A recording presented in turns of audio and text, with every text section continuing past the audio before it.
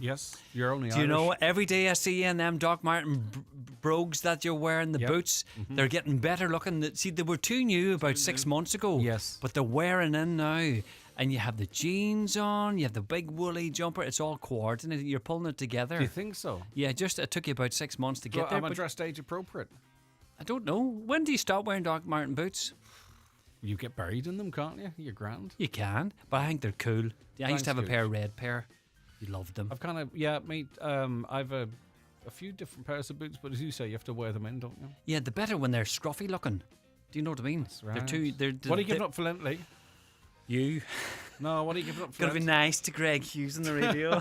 Are you giving anything up? I'm not going to take his insults anymore. No. What about those balls that you make? You give them up. I hadn't. I had problems with my power balls. I did. I spotted them in Aldi or Lidl, and they did a big pack, and I thought it was great value. And Are you the same? You say Aldi and Lidl. I get them mixed up all the time. No, but I don't even try to differentiate between them. It's Aldi or Lidl. That's exactly how. I don't know. There's one in Milford. I haven't a clue which it is. There's one on the roundabout at Donegal Town. I Couldn't have tell no you. idea. Yeah, I just know where to drive They're to. variously scattered around Letterkenny. I don't know which one's which. Yeah. Sometimes I go in for the Tuesday deal and I'm in the wrong store. Yeah, it happens. Or the Thursday. Yeah. Yeah, I know. You know, I'm with you. I'm looking for a Parkside battery and I walk out with a whatever the brand battery is. Yeah, I just can't differentiate. I Why know they're is brothers that? and all. I know the I know. because they're yellow and blue and we're men and we're thick. Yeah, true. All right, okay. So the dates, I couldn't get my hands on dates. No. So you should see, if I took it, I'm going to send you a picture of the bag of dates I have. I must have about 40 packets of dates now, pitted dates for my Powerballs. Wow. And do they go out of date? No, I checked the labels. 2026. Right, Plenty of time so to date dates them. don't go out of date. Yeah, all right, there you go. Oh, you're funny. But I think you have to have a best before date on something anyway, don't you? Even if they don't go out of date. Yeah, that's the thing. Do you know? Mind the two dates. The thing is, do you know, eat before. Use before, best before. Yeah. Do they still put the two dates on? Well, use before is you could die if you ate it afterwards. Best before, it's up to you, man. Right, okay. All right, Daddy. Where you go? See you, sunshine. All right, Lee Gooch back with you tomorrow morning at 6:30. It is Wednesday's 9 till noon show. Oops, I don't know what that was. I just snorted. You didn't, did you? It's all right. See, the Doc's the old man's jumper. You're getting there. It's all right. For a bit. You're all right. Well, you were in earlier this morning. Okay. It is the 9 till noon show, and it is 9 o'clock, and it's over to Donald Kavanagh for a news update. Thank you, Greg. Good morning. A Donegal deputy has accused the Taoiseach of being disingenuous and attempting to mislead the public. Deputy Charles Ward said, while Micheál Martin claims works are ongoing at 450 defective concrete block homes, the reality is that remediation works have been completed on just 69 properties since 2020. The defective concrete block bill amendment is expected to be published in the spring. However, Deputy Ward urged Taoiseach Micheál Martin to work together with those at the coalface of the crisis. The only way we can move forward is to work together. Impacted homeowners in Donegal and across the country are desperately waiting for changes. They're desperately waiting for the rates and the caps. You know, IS 465 is not fit for purpose. It's under review. We're all waiting, but we all have to work off the same facts and the same figures. Truth needs to be told. We cannot afford to get this wrong again. It has been wrong on 2 occasions. 2 occasions. The idea that investing in the Northwest only benefits people in the region is fundamentally flawed. That's according to Foyle MLA Pádraig Delargy, who told an Assembly debate on economic development and cross-border cooperation there's huge potential to use the Derry-Letterkenny corridor to transform the Northwest into a vibrant place in which to live, work and study. Earlier, DUP Foyle MP Gary Middleton hailed the announcement that £40 million announced for Derry and Coleraine has now been cleared after an earlier pause. He believes that investment, along with other promised funding for the region, will be transformative. This investment on top of the City Deal money, the Inclusive Future Fund and indeed the executive money towards regional and addressing regional imbalance represents over £300 million of investment into my constituency. It is crucial that the UK Government continue to demonstrate practical steps and commitment to growing the North West and in growing all parts of the United Kingdom. An 18-year-old man has died following a single vehicle crash in Tyrone. The police say at around 10 to 11 last night, a black Peugeot 207 was involved in a collision on the Coal Island Road in Dungannon. The man in the car who was injured later passed away in hospital. And the Seanad will today debate more supports for older people. A group of Fine Gael senators, including Donegal representatives Manus Boyle and Nicky Bradley, have signed a private member's motion calling for more public nursing home beds, an increase in home care hours and daycare centres across the country. They say the contribution older people have made to communities is immense and should be recognised and rewarded by the state. The Fine Gael Seanad leader, Senator Sean Kine, says they want to see what's in the programme for government become a reality. Housing adaptation grants are hugely important. Our local authorities provide those, and we've provided increased funding over the years, but we need to see more of that. The walk-in showers, replacing baths, the various safety requirements, the various ramps, etc., to allow homes to become more accessible. Those are all part of what local authorities are doing anyway, but we need to ensure that there is adequate provision. Weather forecast mainly cloudy today with outbreaks of rain or drizzle at times, breezy with moderate to fresh southwesterly winds, top temperatures 10 to 12 degrees Celsius. And that's Highland Radio News. Back with news again at 10 o'clock.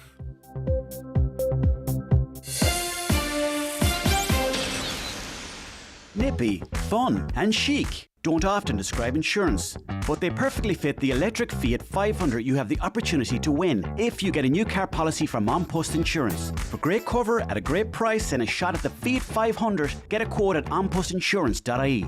Acceptance criteria, terms and conditions apply and are available at onpostinsurance.ie/promotions. Competition ends December 31st, 2025. One Direct Ireland Limited trading as On Post Insurance is regulated by the Central Bank of Ireland. One Direct Ireland Limited is a wholly owned subsidiary of On Post. And now, it's time for the talk of the Northwest. The 9 to Noon Show with Greg Hughes on Highland Radio. Hello and a very good morning to you. It is 4 minutes past 9 on this Wednesday, the 5th of March 2025, halfway through the working week, the traditional working week, of course. And we have another busy 3 hours for you lined up today. We're going to be talking different sports today, actually. Darts. We're going to be recognising the fact that Congress, the LGFA Congress, is in Donegal. Going to be speaking to the outgoing chair of Congress and the head of the association, and of course the local chair. That and so much more besides. Loads of space for your comments, your calls, your issues. 086 60 25,000. We have a ton of stuff to catch up on from yesterday. You can give us a call to an 07491 25,000. And also email comments at highlandradio.com. Our head of sales here, Sean Quinn, is going to be calling in not very shortly, later on today, because we're also going to be launching a very special day as part of Highland Radio's 35th birthday celebration. So looking forward to all of that. It's as usual, there's an awful mix of stuff in a positive way. I say awful's like it sounds bad, but it isn't. Okie doke, let's look at the papers this morning. The Finn Valley Voice. A small rural Gaeltacht school set for the world stage. Last Thursday, 3 students from Scoil Choyoga in Clohan, I hope I've pronounced that correctly, participated in and triumphed at the National Vex IQ Robotics final held at Munster Technological University in Cork. Well done, guys. That's nice. The Donegal Post this morning. Quigley set for new heights on Everest mission with Donegal Group. Donegal boxer Jason Quigley is heading for Everest this week with a group from the county to raise money for charity. Jason Quigley, who has climbed the world inside the boxing ring and now is one of 13 from Donegal going to the south base camp of Everest. The voyage is all in aid of the Blue Stack Special Needs Foundation. Well done, Jason. Great charity that, of course. The Inish Times, the Inish-owned firm at the centre of the defective concrete crisis, has been ordered to pay costs at the High Court for its prolonged delay in complying with the discovery process. Cassidy Brothers Limited had been directed to turn over all relevant documents to the plaintiffs in the case, or in the class action, the class action case, by May of last year, but has only agreed to begin to do so 10 months late. It's understood that the discovery order relates to hundreds of thousands of documents stretching back 2 decades. The Buncrana company has missed umpteen deadlines in the case, which Coleman Legal is taking on behalf of Defective Blocks Ireland, representing approximately 2,000 affected homeowners. A High Court commercial sitting in Dublin in March heard how Cassidy's had been in breach of their obligation over the past 10 months and how the plaintiffs' legal representatives have had to go to court on 16 or 17 occasions before ultimately bringing a motion to strike out the defence in January.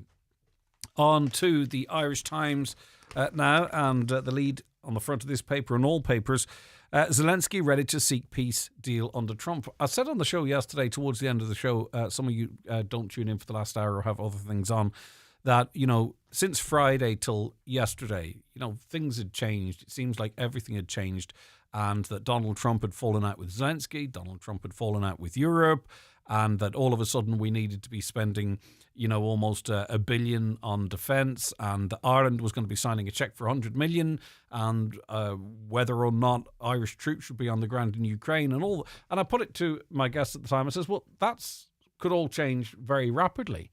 Where an awful lot's happening off the basis of one meeting in the Oval Office and a couple of tweets. Things could dramatically change, and my guest didn't think that would be the case. You just hope that some of these crises of negotiations aren't being used to fast track, bigger issues and bigger intentions, if that makes sense. Because peace has broken out between Zelensky and Trump. Zelensky's apologised. He says Donald Trump is great. He says he wants peace under Donald Trump's leadership. So that's how quickly things can change. That's exactly what I anticipated and what led to that question yesterday. But here we are. Did we sign that cheque for 100 million? I wonder. Ukrainian President Volodymyr Zelensky has proposed a partial truce with Russia and said he was ready to pursue a peace deal under the strong leadership of US President Donald Trump. This follows a heated exchange between the two leaders in the White House on Friday and Washington's subsequent pausing of military aid to Kyiv. None of us want an endless war. Ukraine is ready to come to the negotiating table as soon as possible to bring lasting peace closer. My team and I stand ready to work under President Trump's strong leadership to get a peace that lasts, Mr. Zelensky wrote on social media. We are ready to work fast to end the war, and the first stages could be the release of prisoners and truce in the sky, ban on missiles, long-range drones, bombs on energy and other civilian infrastructure, and truce in the sea immediately. If Russia will do the same, then we want to move very fast through all the next stages and to work with the US to agree a strong deal. Now, he had said and was rebuked strongly by Donald Trump that the end of this war was a very, very long way away. And as I say, all of a sudden, Europe was up in arms, literally trying to get up in arms, raise the level of investment in defence as it relates to GDP. This all since Friday. As I say, we committed 100 million. The triple lock conversation was sort of pushed back to the fore because we would been led to believe, and maybe it's still the case, that we were just under threat of something really impending. Will that be rolled back a little bit now that Donald Trump and Volodymyr Zelensky are back on the same page? There was no immediate response to Mr. Zelensky's statement from Russia, which earlier welcomed the US suspension of arms supplies to Ukraine amid a rapid warming up of relations between the Ukraine and the White House, as Mr. Trump seeks a quick end to Europe's biggest war in 80 years and a rapprochement with Moscow. So it's just, that's how quickly things can change, and I think it's imperative that countries don't make massive policy changes or massive decisions in terms of funds based on one exchange in the Oval Office. Now, some will say, oh, it was more than that, it was leading up to that, and this is where we were going. But things accelerated very, very quickly since Friday. Right, okay, on to Irish news, and that is Irish news. That's why it's on the front of all the papers. This was a really shocking story that came from Dublin. A young boy is suspected of bringing a large penknife from home to his Dublin primary school before stabbing his 11-year-old classmate. The injured boy had to undergo surgery for serious injuries, including a suspected punctured lung after being stabbed in the back. The incident happened in the Finglas area yesterday morning while the children were on a morning break on the school grounds. School staff were alerted to the incident and immediately contacted emergency services. Gardaí and paramedics responded to the accident, and the injured pupil was brought to hospital with serious but non-life-threatening injuries. The boy underwent surgery yesterday afternoon and was receiving treatment in an intensive care unit. We wish him a full and speedy recovery, but I mean, obviously, 11, 12-year-olds taking knives to school, stabbing others in the back. We hope that's a very isolated incident, but I'm sure something that many of you might be concerned about.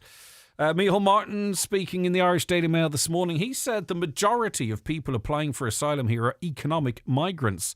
This used to be the language of the far right. It's funny how things have changed in the country, isn't it? I mean, this would have been seen as far right rhetoric a number of years ago, and now we have effectively the leader of the country saying that the majority of people applying for asylum here are economic migrants. Micheál Martin yesterday echoed comments made by the Justice Minister at the weekend, who said too many people seeking international protection are not entitled to do so. The new government has vowed to take a tougher stance on immigration amid accommodation shortages and a series of inflamed protests in recent years. The Taoiseach told the Dáil yesterday, "We are a generous people, but I do concur with what the Minister of Justice has said in respect of the majority who do apply. They are economic migrants. And I think the work permit system has proved to be very effective in terms of targeting and creating a lot of opportunities for people in the European Union and beyond to work in Ireland." Now, I could be misspeaking, but that sounds not like something that would have been said quite some time ago. Really quite interesting how things can shift. Just referencing the triple lock, the Irish Daily Star, there have been calls for the government to hold a referendum on proposed changes to the triple lock. What do you think about that idea? Taoiseach Simon Harris received cabinet approval yesterday to change the triple lock and remove UN approval for peacekeeping missions. And I mean, obviously he's preaching to the converted there. Have we ever had a situation where something has been brought to the cabinet and they've rejected it? I can't remember anything. I'm not saying it didn't happen, but I mean, that was a fait accompli.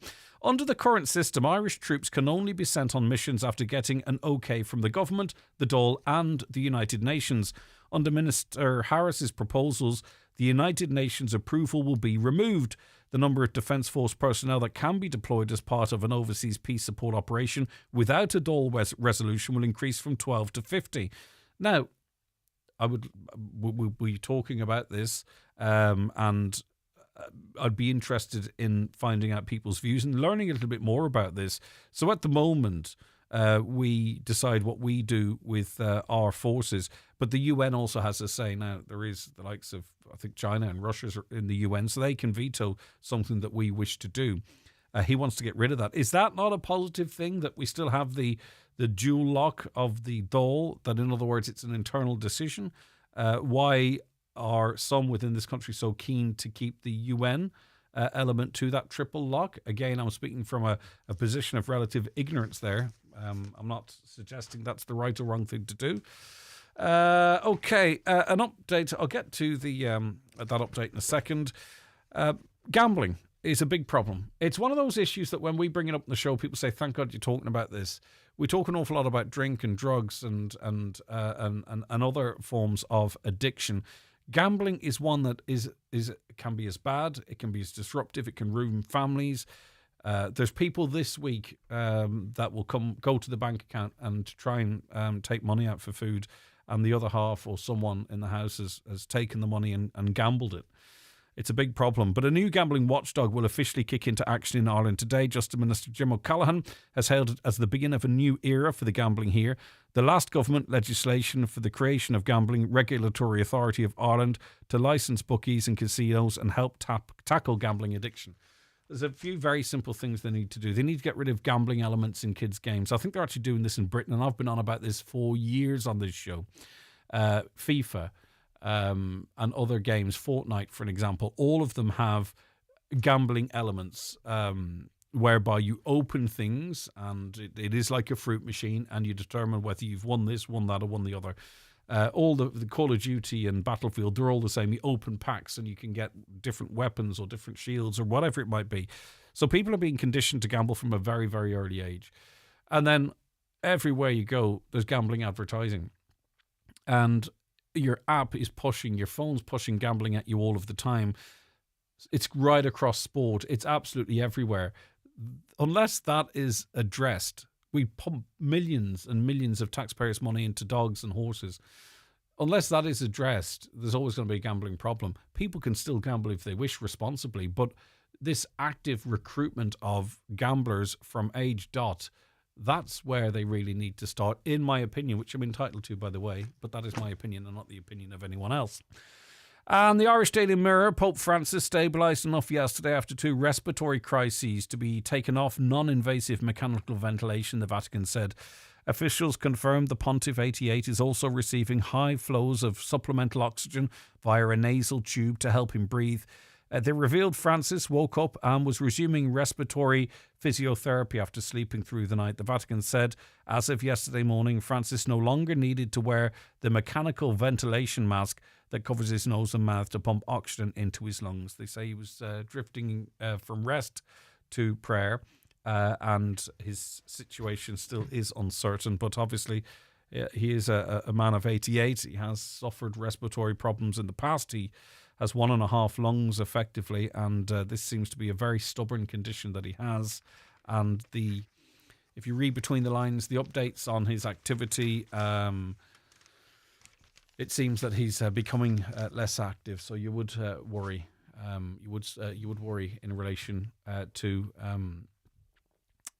his health moving forward. But they're reserved in predicting the potential recovery or otherwise of Pope Francis. N. Kelly says on X, Greg, we need to talk about cars with bright lights. It's so dangerous late at night. What do you think about that, actually? That is something that is incredibly frustrating. It is the norm now. All modern cars seem to have these massive bright LED lights, and even on dips, they really are quite blinding. If you want to talk about that, yep. More than happy to do so. 086 60 25,000. You can give us a call on any matters as well on 07491 25,000 or email on comments@highlandradio.com. But please feel free also to comment on our social media because we're live streaming on the X platform. We are on Highland Radio Ireland on YouTube, where you can watch on your mobile devices, your smart TV or your Fire Stick, and we're all across Facebook as well. The 9 till noon show is brought to you by Letterkenny Credit Union. Digital loans now available. Apply online or via our app today and get your loan transferred directly to your current account. Ibrion balla ní sé na schedule TFI bresithe idir an folcara agus an clohan lia, head a hervish filche lehula nish on lún go sahern, agus trí hervish filche lehula ir an dona. Lish an balla seo curtar shervishi buach révse agus tranónar foil, le kangel ní sfer le shervishi fadantrachta, le Hereford gunangal, agus le shervishi regan a bus. Is sinne TFI is umpur ditchimuj, go hig local link dsl.ie, a chudar foil ditch mar chud da flan so luistachta, tuige era an asku. New this week in Home Store and More. All frying pans are all half price. But better hurry, because when all our half price frying pans are gone, they're gone. Also, all wall mirrors and clocks and all bathroom towels are still all half price. But when all the half price wall mirrors and clocks and all the half price bathroom towels are gone, they're definitely gone. Drop by your local Home Store and More. Visit us online at homestoreandmore.ie. Home Store and More. A happy home. Discover the ultimate escape at the Spa at Orchids, the Holyrood Hotel, Bundoran, nominated for Spa Experience of the Year 2024 by the Irish Hotel Awards. Indulge in an oriental bamboo massage, reflexology, or choose from our signature therapies, skin glowing facials and invigorating body treatments. Couples can unwind together in twin treatment rooms or share a peaceful moment in the secret garden with outdoor hot tub. The Spa at Orchids, open daily. To buy a gift voucher or reserve your appointment, visit holyroodhotel.com. Say hello to the new Seat Leon. I could tell you that our iconic hatchback has never looked sportier thanks to its bold exterior and full LED headlights. Or I could wow you with its advanced technology like adaptive cruise control, wireless Apple CarPlay and Android Auto. But what I really want to talk about is its power. Choose from petrol, diesel or the next generation of plug-in hybrid, offering over 100 kilometres of electric-only driving range, giving you the best of both worlds. The new Seat Leon. Visit seat.ie for our latest offers. Your local Seat dealer is DMG Motors, Clar Road, Donegal Town. Telephone 074 9721 396. Highland Radio Time Checks brought to you by EirGrid, the operator and developer of Ireland's electricity grid. EirGrid, powering up communities, powering up Ireland. The time is? The time now is 9:21. Welcome back. We welcome onto the programme Sinn Féin Deputy and Finance spokesman for the party, Pearse Doherty. Good morning, Pearse. Thanks for your time. Good morning. A couple of things. I would like to start with the situation at Little Angels. There are at least 8 or 9, but I presume you can update that figure because you've been in contact with a lot of parents of children that have been told there are no places for them in this brand new facility. What is the situation in terms of the engagement you've had with parents and of course, raising this issue and raising it in the Dáil too yesterday? Yeah, thanks, Greg, and thanks for the opportunity to raise this, because this is one of these stories that shouldn't really be a story, and it's a heartbreak for families out there, and I'm very conscious that families with children with additional needs are really battling every day, and it's not fair, it's not right. They have to fight the system for everything from the simplest things, to some of the major issues, the right to education, and that's where we're facing now. So a number of families had been in contact with myself, about 7 or 8, and on Sunday, a few of those families came together. There was 8 families in total and present there, and all of those 8 families had received letters from Little Angels saying that they weren't able to enrol their children into the school, despite that the special education officer, that the CNO, basically the person who assesses the needs of the child, has said that they need to go to Little Angels, and they can't enrol them into the school because the school has no capacity. So as the parents were saying themselves, they don't know if there's other parents out there, and these are just kind of people who came together, who kind of knew each other or who reached out through Facebook.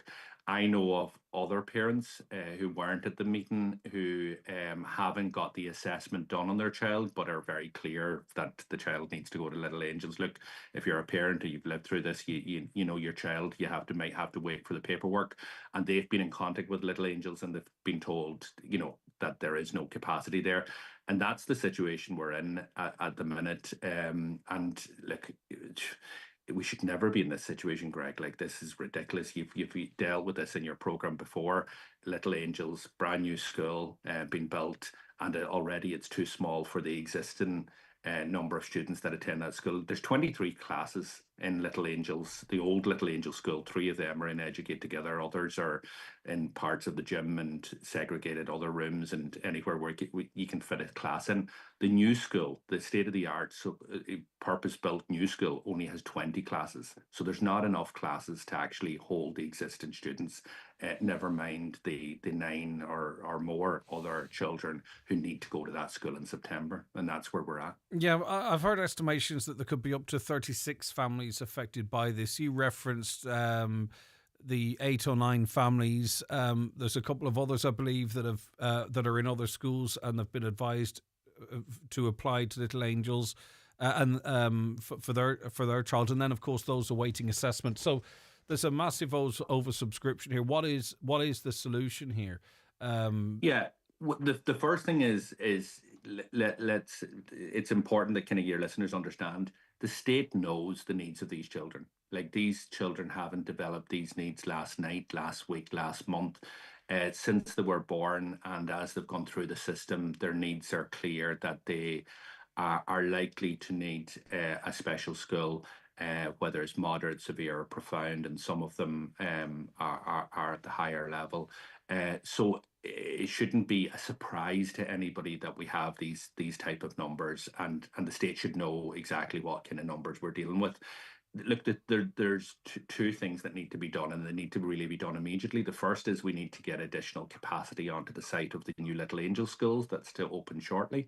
And the only way we can get additional capacity on that school ground, in my view, between now and September is through prefabs. It's really quite remarkable that a new building would be opening with the addition of prefabs. Normally prefabs is the short-term solution to an old building as a community fights for years to try and get a new site or an extension or what have you. And we're talking about the best solution at this time for a new facility is to actually locate prefabs on the site. It is quite remarkable, and perhaps it's something that needs a little bit of investigation.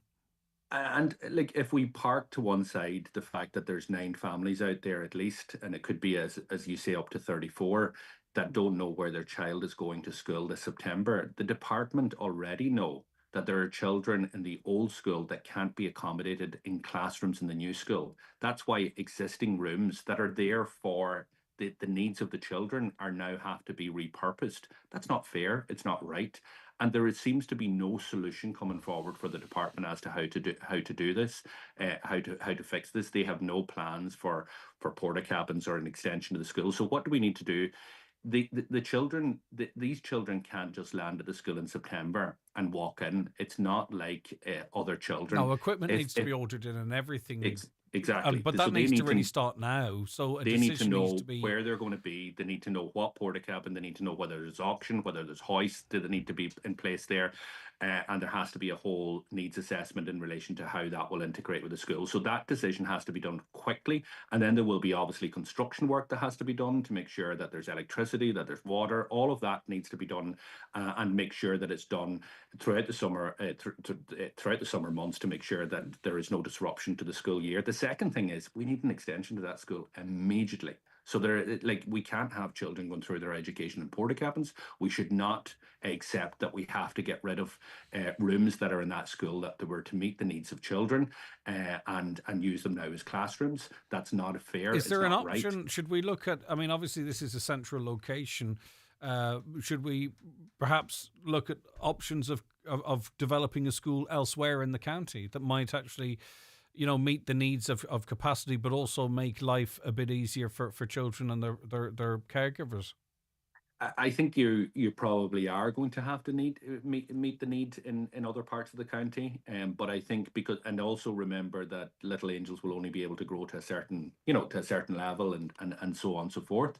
But there is additional capacity required, in my view, in relation to the Letterkenny School in itself, and that's probably the quickest thing that we can do right now. So it is a two-pronged approach, in my view.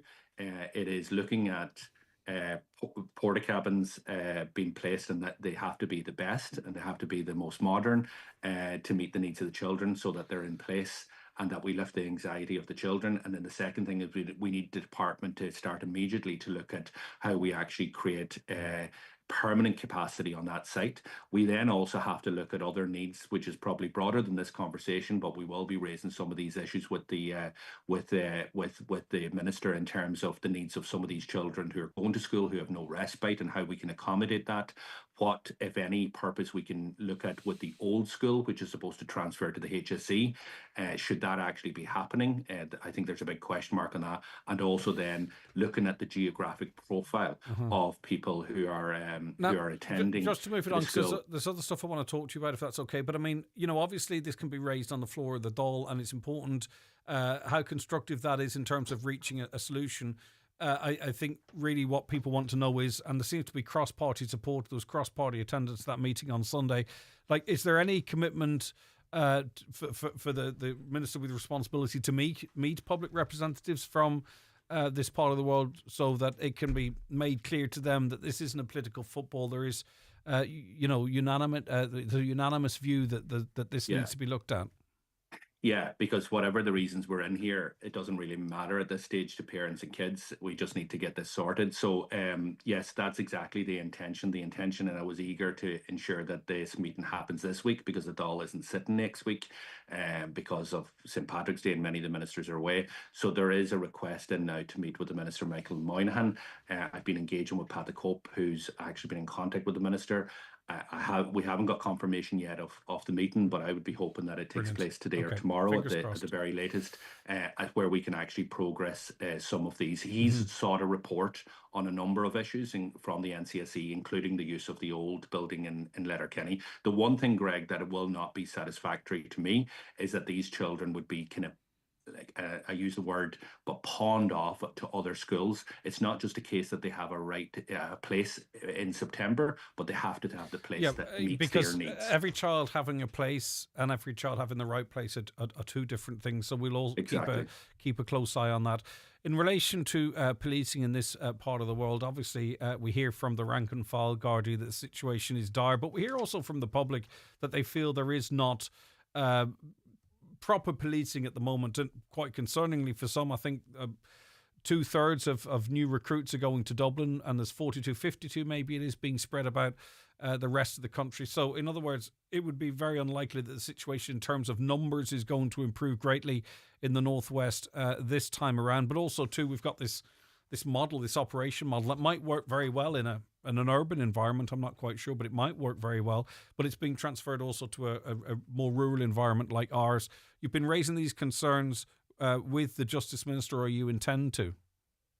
Yeah, I raised them yesterday with them, Greg, and I asked them to actually come to Donegal as well to meet with the Gardaí to get a sense of the vastness of the county, the fact that we have a huge border that has to be policed, that we have an international airport, that we have a major fishing port, that we have a huge coastal community, and we've seen in the past in terms of drugs and all of that that has to be policed. We have a massive Gaeltacht geographic area as well, which it challenges that, and we have offshore islands that are inhabited, and then we've the vastness of Donegal, which is what we all know and love. So in fairness, he had a positive response back. He was nodding, and seemed enthusiastic in relation to coming up. The new model will not work in Donegal. The idea that you bring the Donegal down to two districts, two community policing districts, without the proper resources simply will not work, given the vastness of the county. I'm very clear in relation to that there. I think the Gardaí on the ground are very clear in relation to that. And really, before this kicks in April, the minister has to hear this again. So I will be following up with my request that he comes to this county and hears the issues at first hand. But there's also things that have to be resolved right here, right now. Even if the model did go to a 3-district model, which is what I've argued for, that we should have a particular district in the west that we capture in that whole Gaeltacht West area, including the islands and the airport in Killybegs. But even if that were to happen, we still have major challenges, as you said, Greg, and I said that to the minister. We cannot have all new recruits going into Dublin. It can't be a case of the wheel that squeaks the loudest. The fact that we've only got, I think, one new recruit is not acceptable. We've 18 less Gardaí today than we had when Fianna Fáil and Fine Gael came to power. We've a third less of our Gardaí policing our roads. Our roads policing has gone down by a third in the last 3 years. And we don't have a superintendent in Letterkenny since February of last year. And as I said to the minister, I goes, what signal does that send out to rank and file Gardaí who turn up every day to do their jobs, to put themselves in the line of danger, and that we don't even have a super in place at 1 year on from the vacancy occurring, and that's not acceptable. And these issues need to be addressed quickly. All right, the geopolitical situation shifting one way or another. The cabinet signed off on an additional €100 million aid package for Ukraine yesterday. This all seemed to be fast-tracked off the back of that meeting between Zelensky and Trump on Friday. They seem to be repairing their relationship now, and yet this check is about to be signed. Are you in favour of this €100 million aid package for Ukraine? Look, I think in terms of, first of all, money like that should come before the Dáil and should be scrutinised. The detail of it in relation to where it's going and what it's for should be available to committees. But we don't have committees, Greg, set up, as you know, because the government still wants to get Lowry in as an opposition TD, and that's holding up everything. So that's not acceptable in my view. But I think broadly in relation to humanitarian aid, we've always been supportive. Ireland's always done their bit in terms of humanitarian aid to war-torn areas, and also to areas of impoverished areas of famine and elsewhere. And this is probably no different. We need to make sure that it's not about any way assisting the militarization of what is happening in Ukraine. And there's a broader issue in terms of... So we've no idea where the money goes. Well, that's why the committee should be scrutinising this, and very, very clear that this money should not be in relation to war efforts. We have parts of Ukraine which is But do you absolutely think at this destroyed. time, when we talk of the issues that we're talking of right now, i.e. Little Angels, etc., and I do know it's not one pot of money where it goes one place and there's none left for it to go to another. I know there is resources there, but in terms of the public perception, when we talk about the issues at Letterkenny University Hospital, Little Angels, and on it goes, that €100 million sort of very, very quickly is agreed on by 12 people and sent out to Ukraine, that the public think, well, what's going on here? I think that's a fair point from the public's point of view, because they're battling all the time for resources, for supports, and they can't get it. And it's not just in Donegal, but it's elsewhere as well. But money isn't the issue. Like, let's be clear, and everybody can agree with that. Like the state is bringing in tens of billions of euro of surplus that is not spent every year. It's just been put away. So money is not the issue. In terms of Little Angels, it's a planning issue. Like the government has failed these kids I understand that's right, dramatically. Will. So yeah. we shouldn't, and I know you're not, but like we shouldn't put, that up against helping, communities which may be starving of in course. the third world not or suggesting that for elsewhere. a second, but I mean, the nightclubs are open in Ukraine, but I'm not in any way having a go. Yeah. But that is just the way it is. And that's the point. Like parts of Ukraine are not affected here, and that's why really this needs to be scrutinised. There's been issues in terms of the European Union to make sure that the money is actually going in the direction it's going.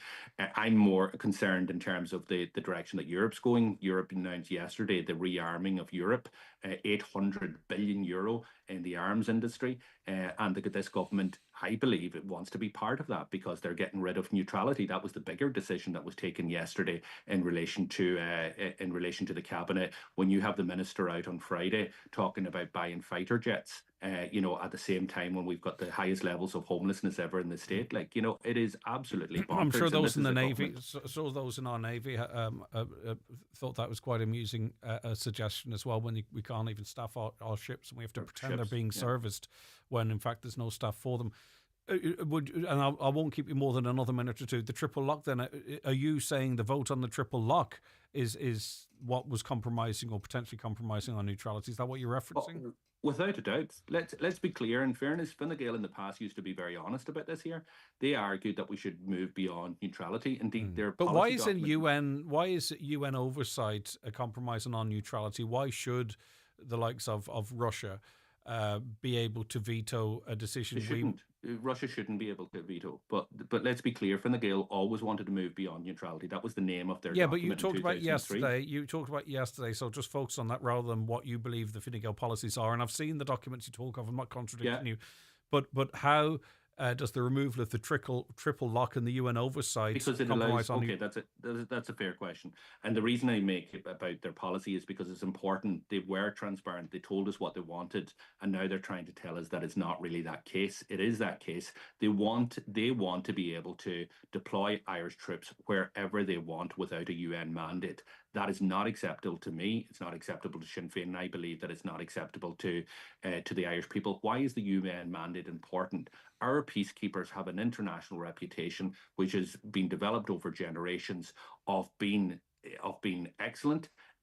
Part of because of the people we have in our defence forces, but also the fact that we are military neutral, that we're non-aligned, and that we only participate in peacekeeping missions that has the mandate of the UN. That is about to end, and that means that the government, Fine Gael or Fianna Fáil or whoever government of the day, can decide themselves to deploy Irish troops to whatever type of activities they want, whether it's peacekeeping or not, whether it's with Europe or not, whether it's a coalition of the willing or not, as has been suggested, whether it was, literally there would be nothing to stop, for example, hypothetically, Irish troops being deployed if the government wanted to and they had a majority to a war in Iraq in the past.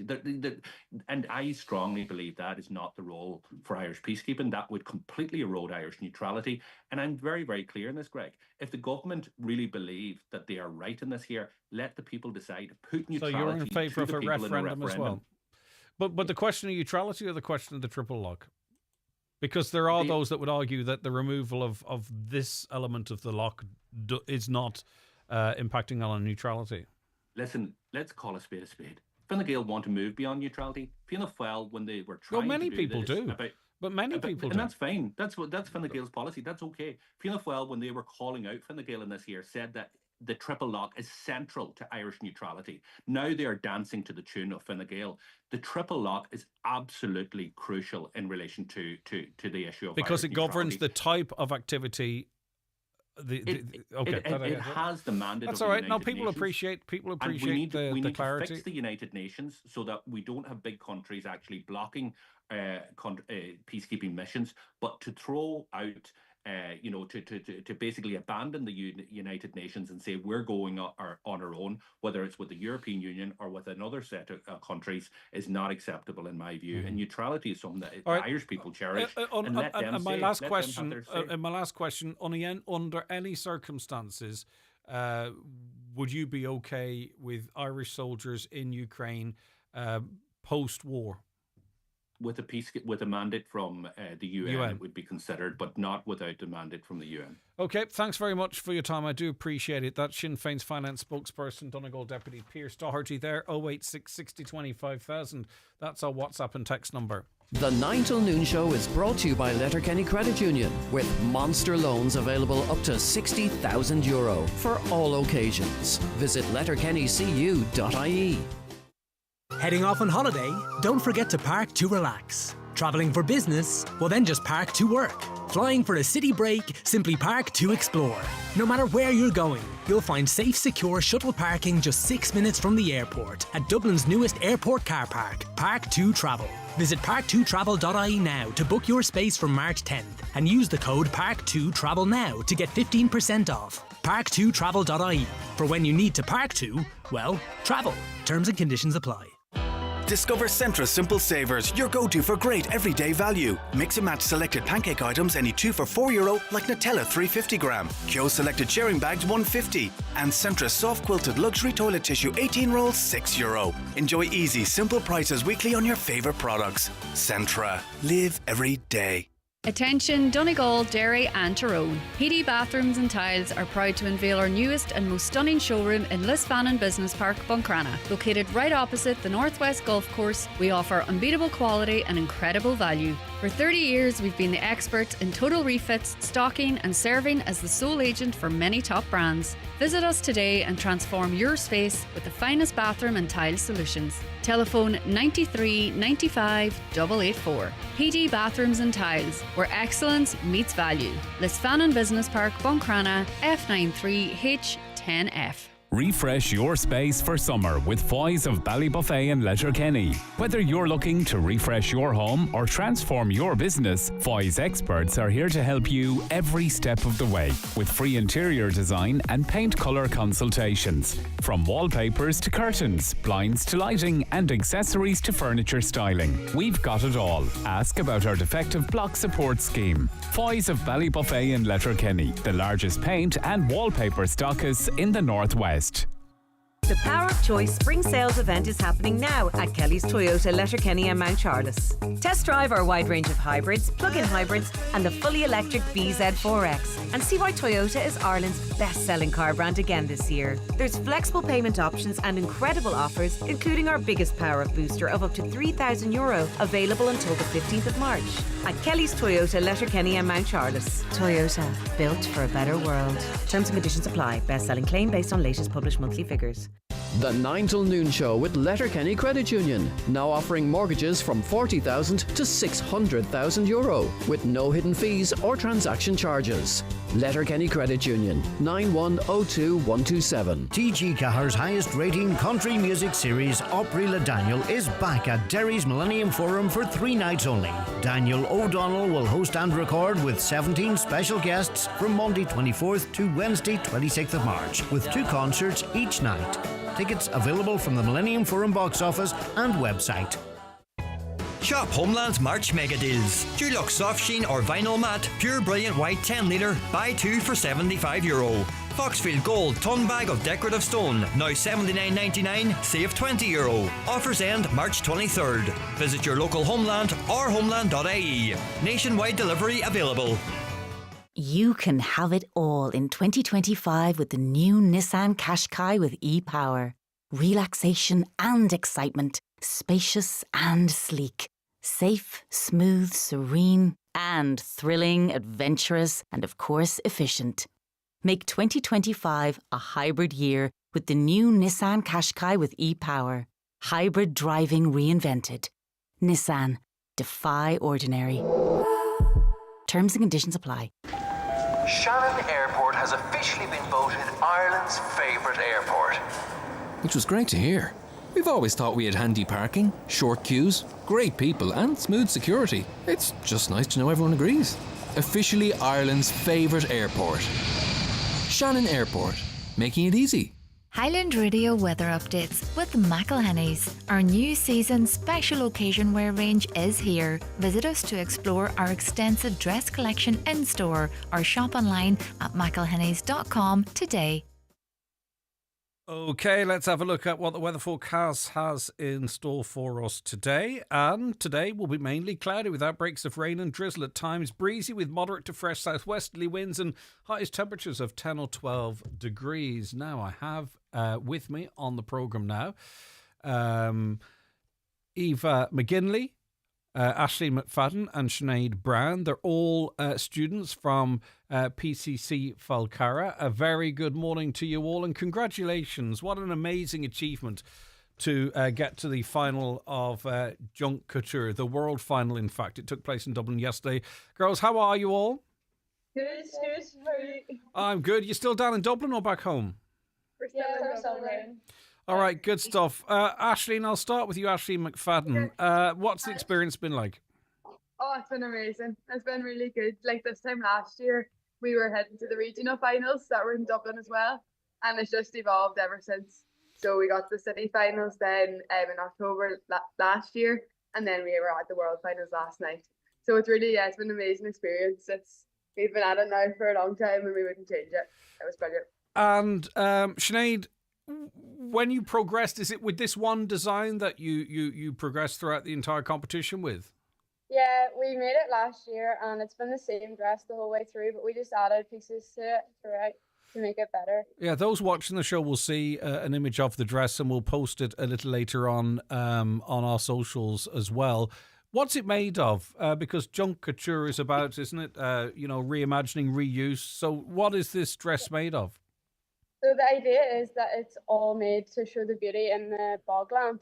So it's all gathered material and gathered waste that was dumped in the bogland.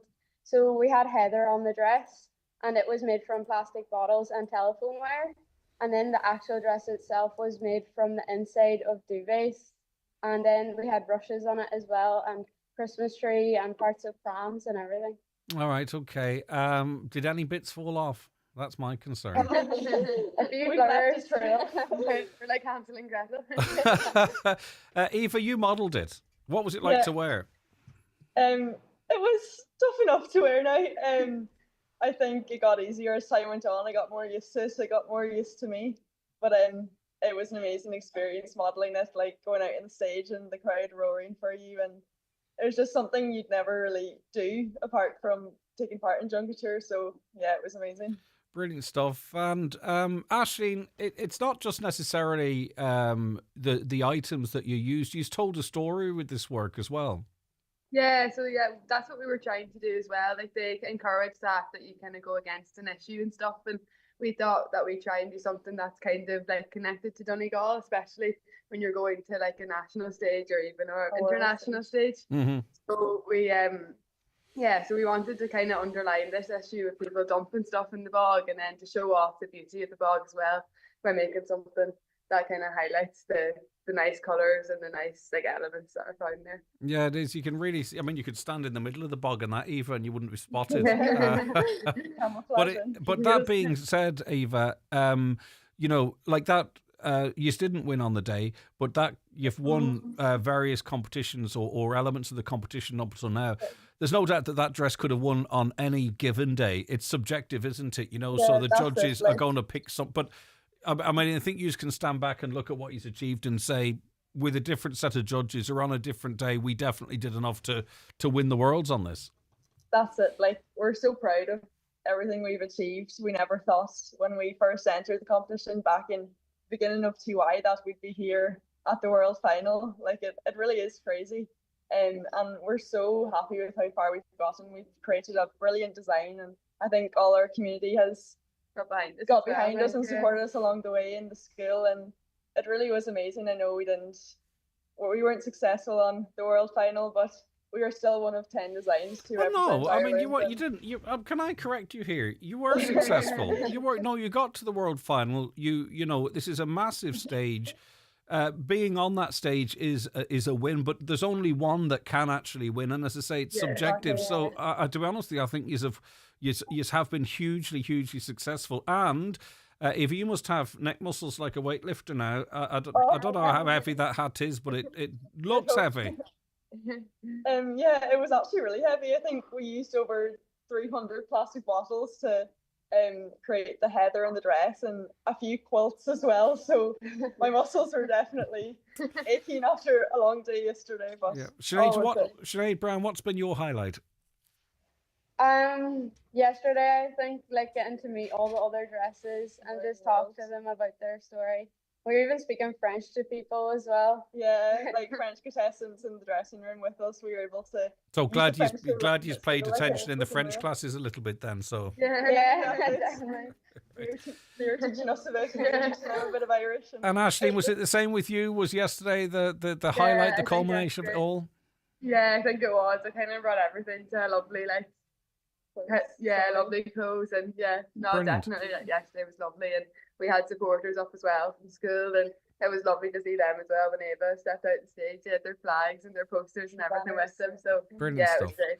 And we always get a shy teacher, and I'm sure she's floating around the camera there somewhere, Ms. Mairead Harkin. I'm sure. Oh, you're speaking now, Mairead, are you? Good morning. Good morning. How are you, Greg? I'm doing fine. How proud are you of the girls? Oh, immensely proud. It's been a long process, but a very valuable one, where they have really evolved during this process, and they have become so confident, and speaking online to you here today, and even on TV interviews and radio and going on stage. It's just been fabulous, and they really, really showcased Donegal well last night and showcased their design. And, you know, so many people wanted photos with them yesterday, which was just showing how everyone thought their design was fabulous. So I'm very, very proud of them. And Mairead, you've joined an ever-long list now, so I hope you're proud of yourself. Caroline says to me, right, you talk to 3 girls, but the teacher's not going to be speaking, and I always end up speaking to them anyway, so I don't know why she even says it. Or I don't even. Makeup on. I don't even. Oh, well, that's fine. I understand. I'm sure you look perfectly fine as well. Girls, as a team, you had to really work together. This is like writing a song, or making a film, or putting on a play, because you know you have to. Your vision has to align, and you all have to sign off on this together. So you obviously work really well together, Eva. Yeah, so I suppose we all became friends in first year. We were all in the same class, and then in TY, when the opportunity arose to create a design for Kouture, I think we just instantly decided to create a group amongst ourselves. And we all had the same idea and the same, suppose, initiative, and we knew what we wanted to create. I suppose there was a few arguments and different Shush. We'll just not say that. We'll keep it all rosy in the garden. It was brilliant. But I think we were all so happy with how it turned out, and we wouldn't change any of it. And finally, has this, in any of you, and you're all still very young to be making these type of decisions, but has it maybe reinforced or sparked an interest in fashion design or fashion journalism or anything along those lines for any of the 3 of you? Yeah, I suppose it's something we weren't really interested in at the start, but I suppose sustainable fashion is definitely something that's becoming more and more important. Well, when you're able to create something like that, it would be a terrible shame if that was the last thing that you ever did, if that makes sense. And if it were the last thing, it's a great achievement. But I mean, you know, there are. Your eyes peeled. Yeah, I was going to say, there are going to be fashion designers around the world looking at that going, wow, they know what they're doing. So anyway, even if it's for a hobby or sideline or whatever it is, I'm sure it's not the last thing that you've all worked on. Obviously, Ms. Mairead Harkin, very proud of you. People messaging in and texting in, incredibly proud of you. And we all are as well. You were representing the school, but you represent all of us. And it was a massive win to represent your school in the county at the Kouture World Finals. It's a shame they weren't in Florida.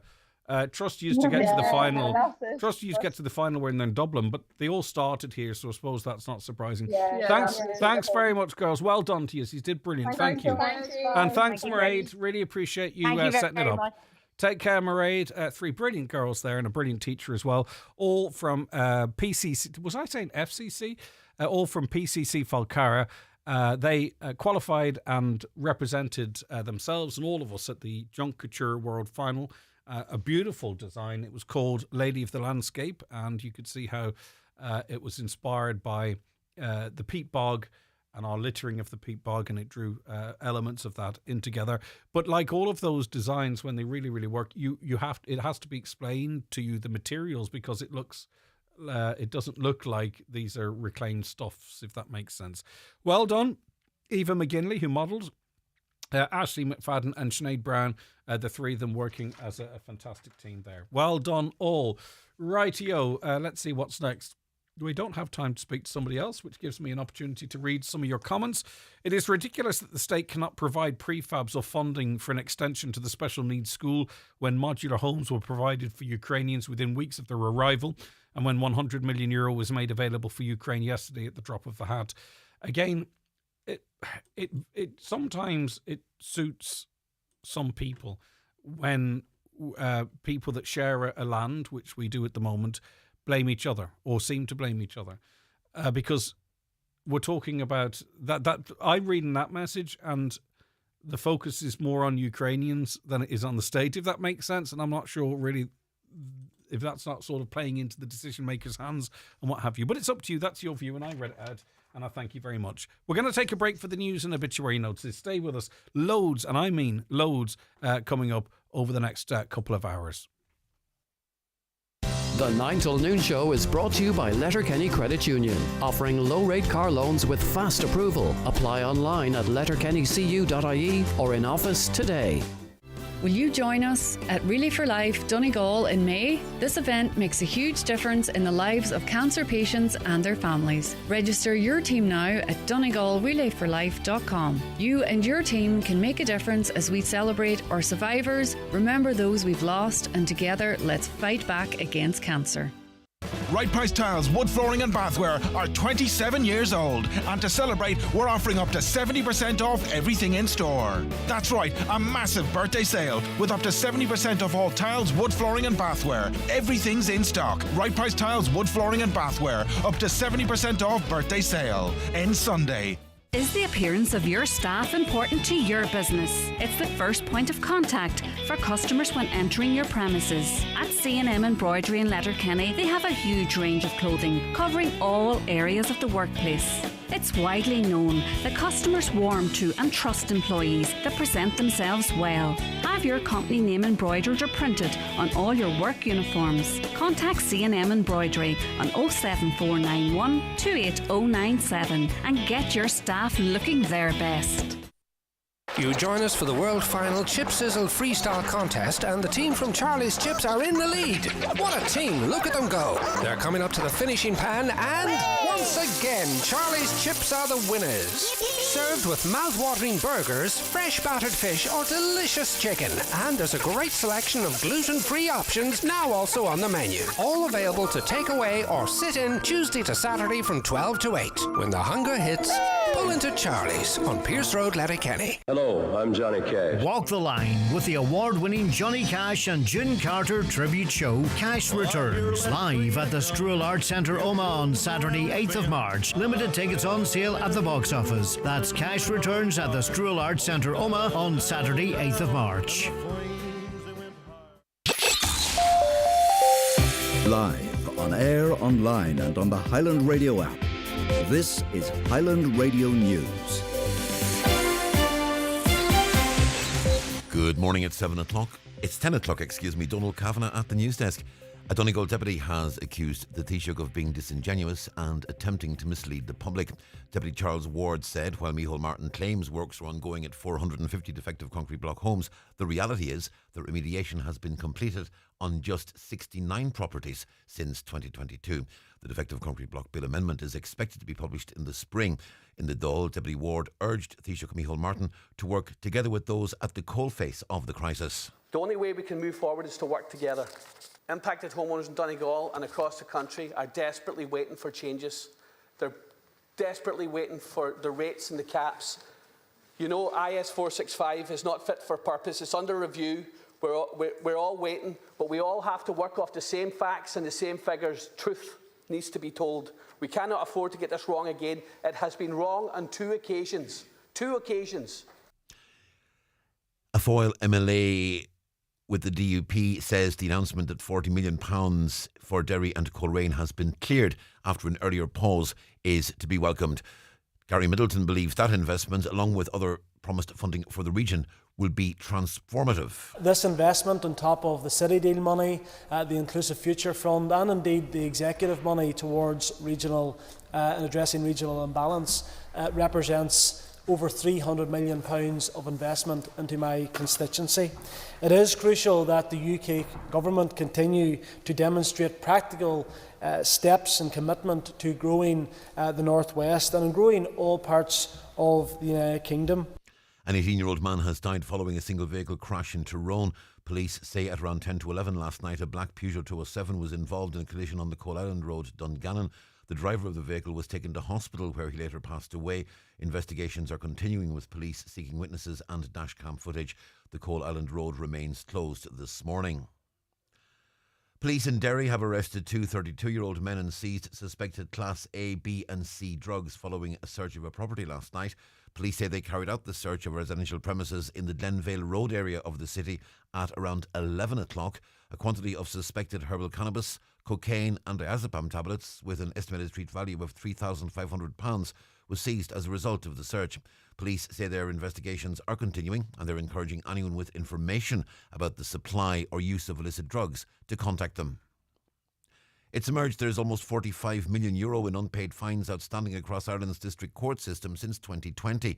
Of that total, just over €910,000 relates to County Donegal. Almost €706,000 is outstanding in the Letterkenny District Court Office and just over €204,000 outstanding in the Donegal District Court Office. The figures were released under Freedom of Information legislation to Ireland South MEP Cynthia Ní Murchú.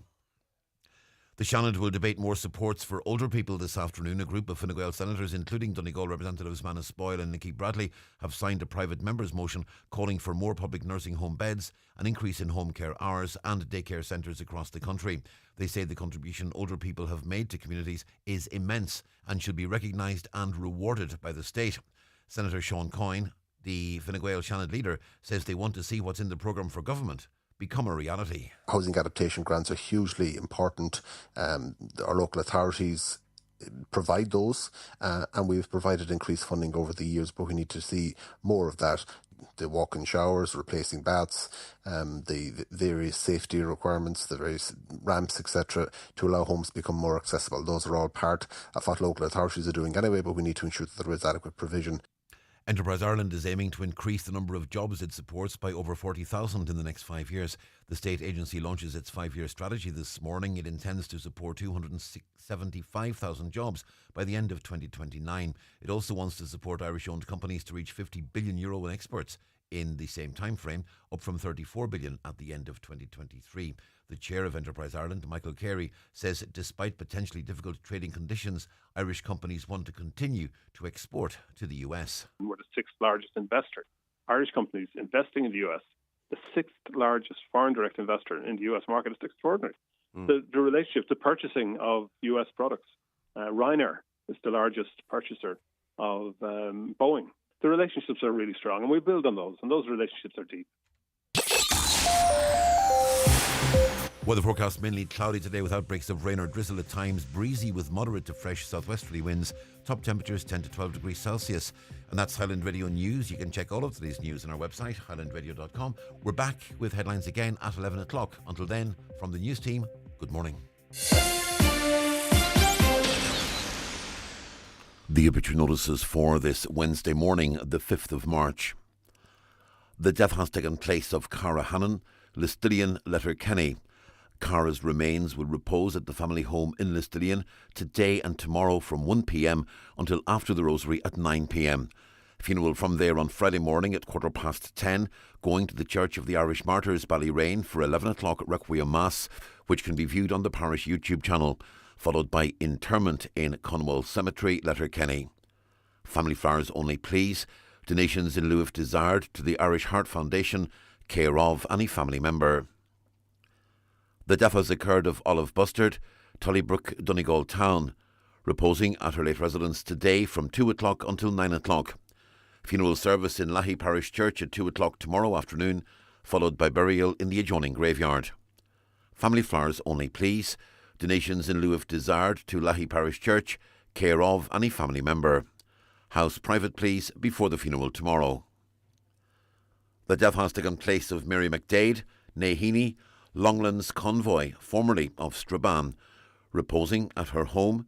Funeral from there tomorrow morning at 9 o'clock for Requiem Mass in St Mary's Church, Melmount at 10, followed by interment in the adjoining cemetery. Family time, please, from 10 o'clock tonight. The Requiem Mass can be viewed via the parish webcam. The death has taken place of Margaret Peg Fox, née Lee, Fox Lee, 34, Ballyrain Park, Letterkenny. Remains reposing at her residence today from 2 o'clock until after the Rosary at 9. Funeral from there tomorrow morning at 10:30, going to the Church of the Irish Martyrs, Ballyrain, for 11 o'clock Requiem Mass, which can be viewed on the parish YouTube channel. Interment afterwards in Conwell Cemetery. Family time, please, before the funeral tomorrow. Family flowers only, please. Donations in lieu if desired to the Donegal Hospice and North West Parkinson's Association of Ireland, care of any family member. And the death has taken place of Mary Grace McGarvey, née Hagney, Ards, Creasla. Her remains are reposing at her late residence today and tomorrow from 11 o'clock, with Rosary at 9. Funeral Mass in St Michael's Church, Creasla, on Friday morning at 11, followed by burial in Doe Cemetery. The funeral mass can be viewed on mcn.live. Family time, please, from 10 p.m. to 11 a.m. and before the funeral on Friday. Family flowers only, please. For family information and more details regarding wakes and funerals, please go to highlandradio.com.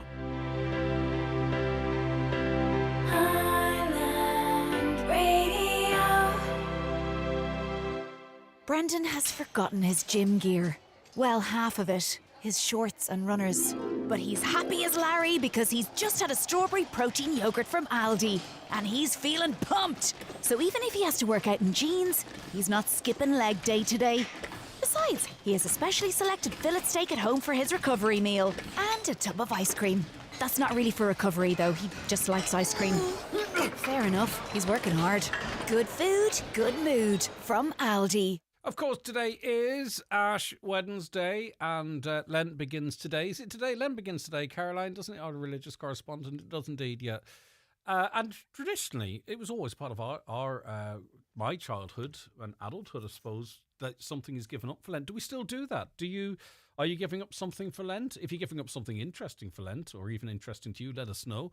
086 60 25,000. And do we still, I think, really, whatever we do, because many of us of a certain age, do we ask our children to give something up for Lent? Still, does that still happen? Is that still something in your house? Is it important? Is it not important? What are they giving up? Would you dare say, right, you can give up the Xbox or the PlayStation for 40 days or not? Or is it sweets or biscuits? Or maybe, like me, is it pancakes? Anyway, let us know. Do you still give things up for Lent? Do you still get your encourage your children to give up stuff for Lent? Let's see. Right. Amazed at the amount of people texting in. It's so appreciative, and it really means that I think this programme has, and I don't mind saying this because it's not about me, it's about you, the listener. I think this programme has just the most broad point of respectful views and engagement of any show in the country. I genuinely believe that. We don't have to set stuff up. Just, to give you a little bit of an insight, there are big shows that have to set stuff up. There are other shows that have to carry items from other shows over to fill out their show. We're blessed, and it's down to our listeners that we don't have to do that. This is all organic and it's real, and it's so appreciated. Hi, Greg. Read the Triple Lock. Lisbon Treaty was rejected due to concerns over neutrality. The Triple Lock was introduced to the treaty and rerun. The treaty was accepted by the majority on this guarantee. If we remove the triple lock, the decision falls to the Dáil and government, which means there is no safety.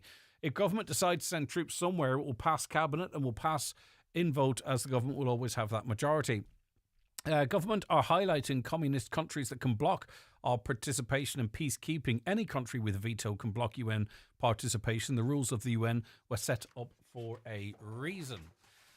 Yeah, indeed, appreciated.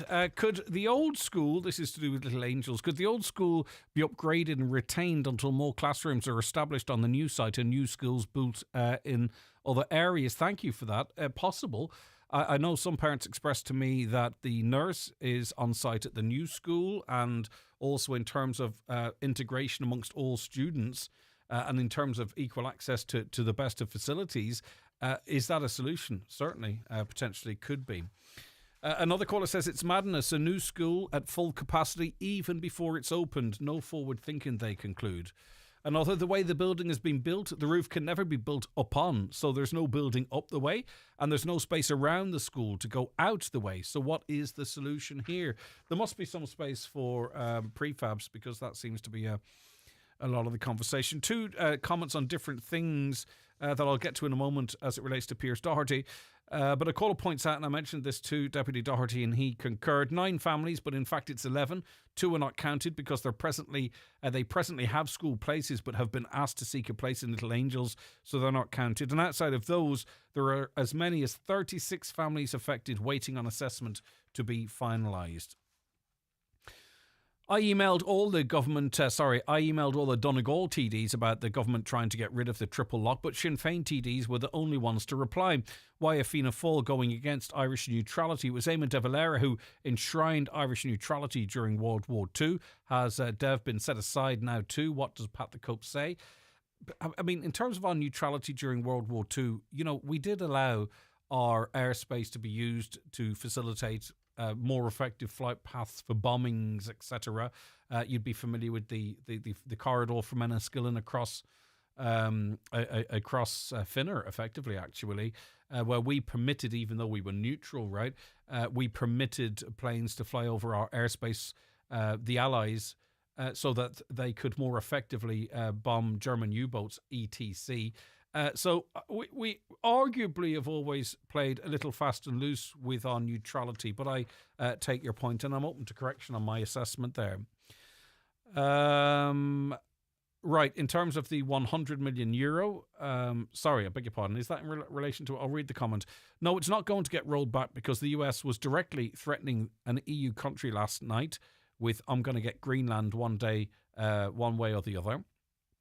Many in Greenland would not be too bothered about joining the United States, I understand. It isn't exactly like Zelensky had much choice over capitulating to Trump. It's what's needed to be done for his country. That doesn't make what Trump said or what he's doing any better, nor does it not strengthen Russia's position. Another Trump is a traitor to the West and is selling his country and its allies down the drain, disarming the US deterrent, standing down its intelligence agencies and completely capitulating to dictators around the world. I think what you might be referencing there is he suggested that his country could halve its military spending if the likes of China and Russia also did. Again, that came across to me like it made a little bit of sense.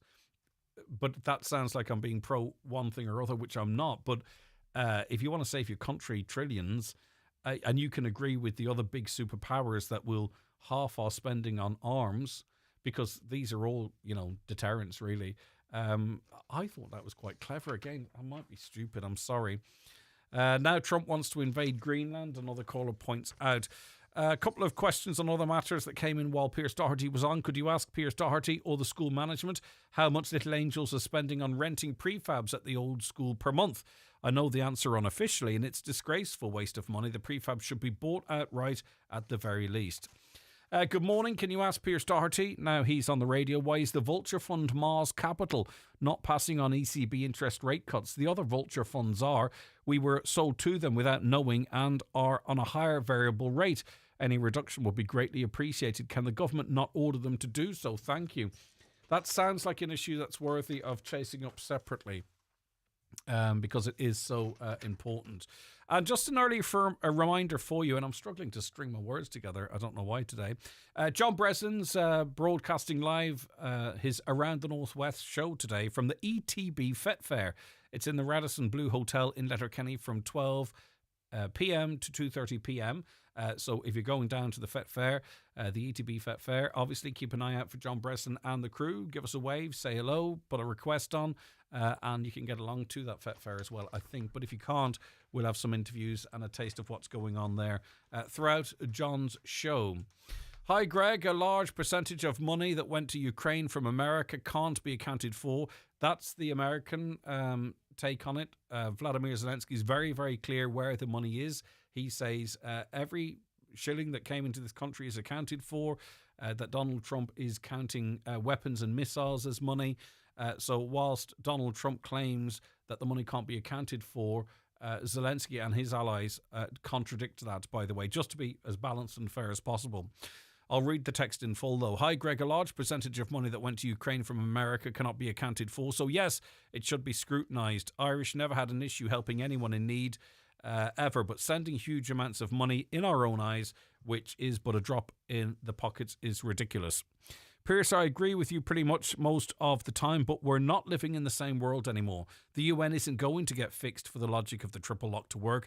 Our forces aren't the bloody Avengers that need full... Well, our forces aren't the bloody Avengers that need full worldwide approval to let go do stuff. And we aren't politically neutral, haven't been for decades, and if you think military neutrality and political neutrality aren't tied to each other in the eyes of the rest of the world, then you should probably stick to finance and get out of foreign affairs. The county's #1 talk show, The 9 till Noon Show on Highland Radio. It's time for Vision Ireland Bingo on Highland Radio. It's Wednesday, the 5th of March. You're playing on the blue sheet for the daily prize of €800. The reference number is S8. It's game number 10. The numbers are 18, 49, 31, 67, 57, 74, 9, 6, 32, and finally 45. Phone your claim to 91048333 before midnight, leaving your name, contact number and the name of the shop where you purchased your book, and we'll call you back the next working day. Get all your Vision Ireland bingo information at highlandradio.com. It's Local Enterprise Week, with events for small businesses and budding entrepreneurs. One of the highlights is on Friday with the Made in Donegal Business Summit and Showcase, bringing together some of Donegal's brightest minds from the worlds of sport and business, like Jim McGuinness, Willie McCarter and Joe Barr, with host Pearse Doherty, while the showcase will celebrate the county's thriving artisan food and craft industries. That's this Friday, 9 till noon, live from the Mount Errigal Hotel, Letterkenny. Get ready for the show of a lifetime. Adrian Knight, one of Ireland's top comedy hypnotists, is coming to the Villa Rose Hotel Ballybuffet on March 28th. With over 15 years of experience, Adrian brings non-stop laughter with fast-paced humour and audience participation. Tickets only €25. Book online at villarose.ie. Discover the best day trips with Boyce Travel. From the thrills of Emerald Park to the wonders of Dublin Zoo, the beauty of Bloom in the Park and the buzz of the Balmoral Show. There's something for everyone. See boycetravel.com or call 91511043.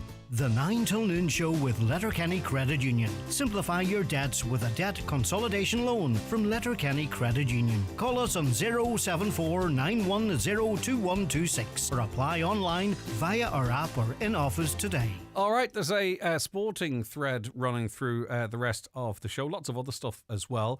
But we are celebrating the Donegal team successfully defending their All-Ireland title in style. This is darts. It's the All-Ireland Indo Championships at the INEC. The INEC, or is it INEC they pronounce it, or INEC?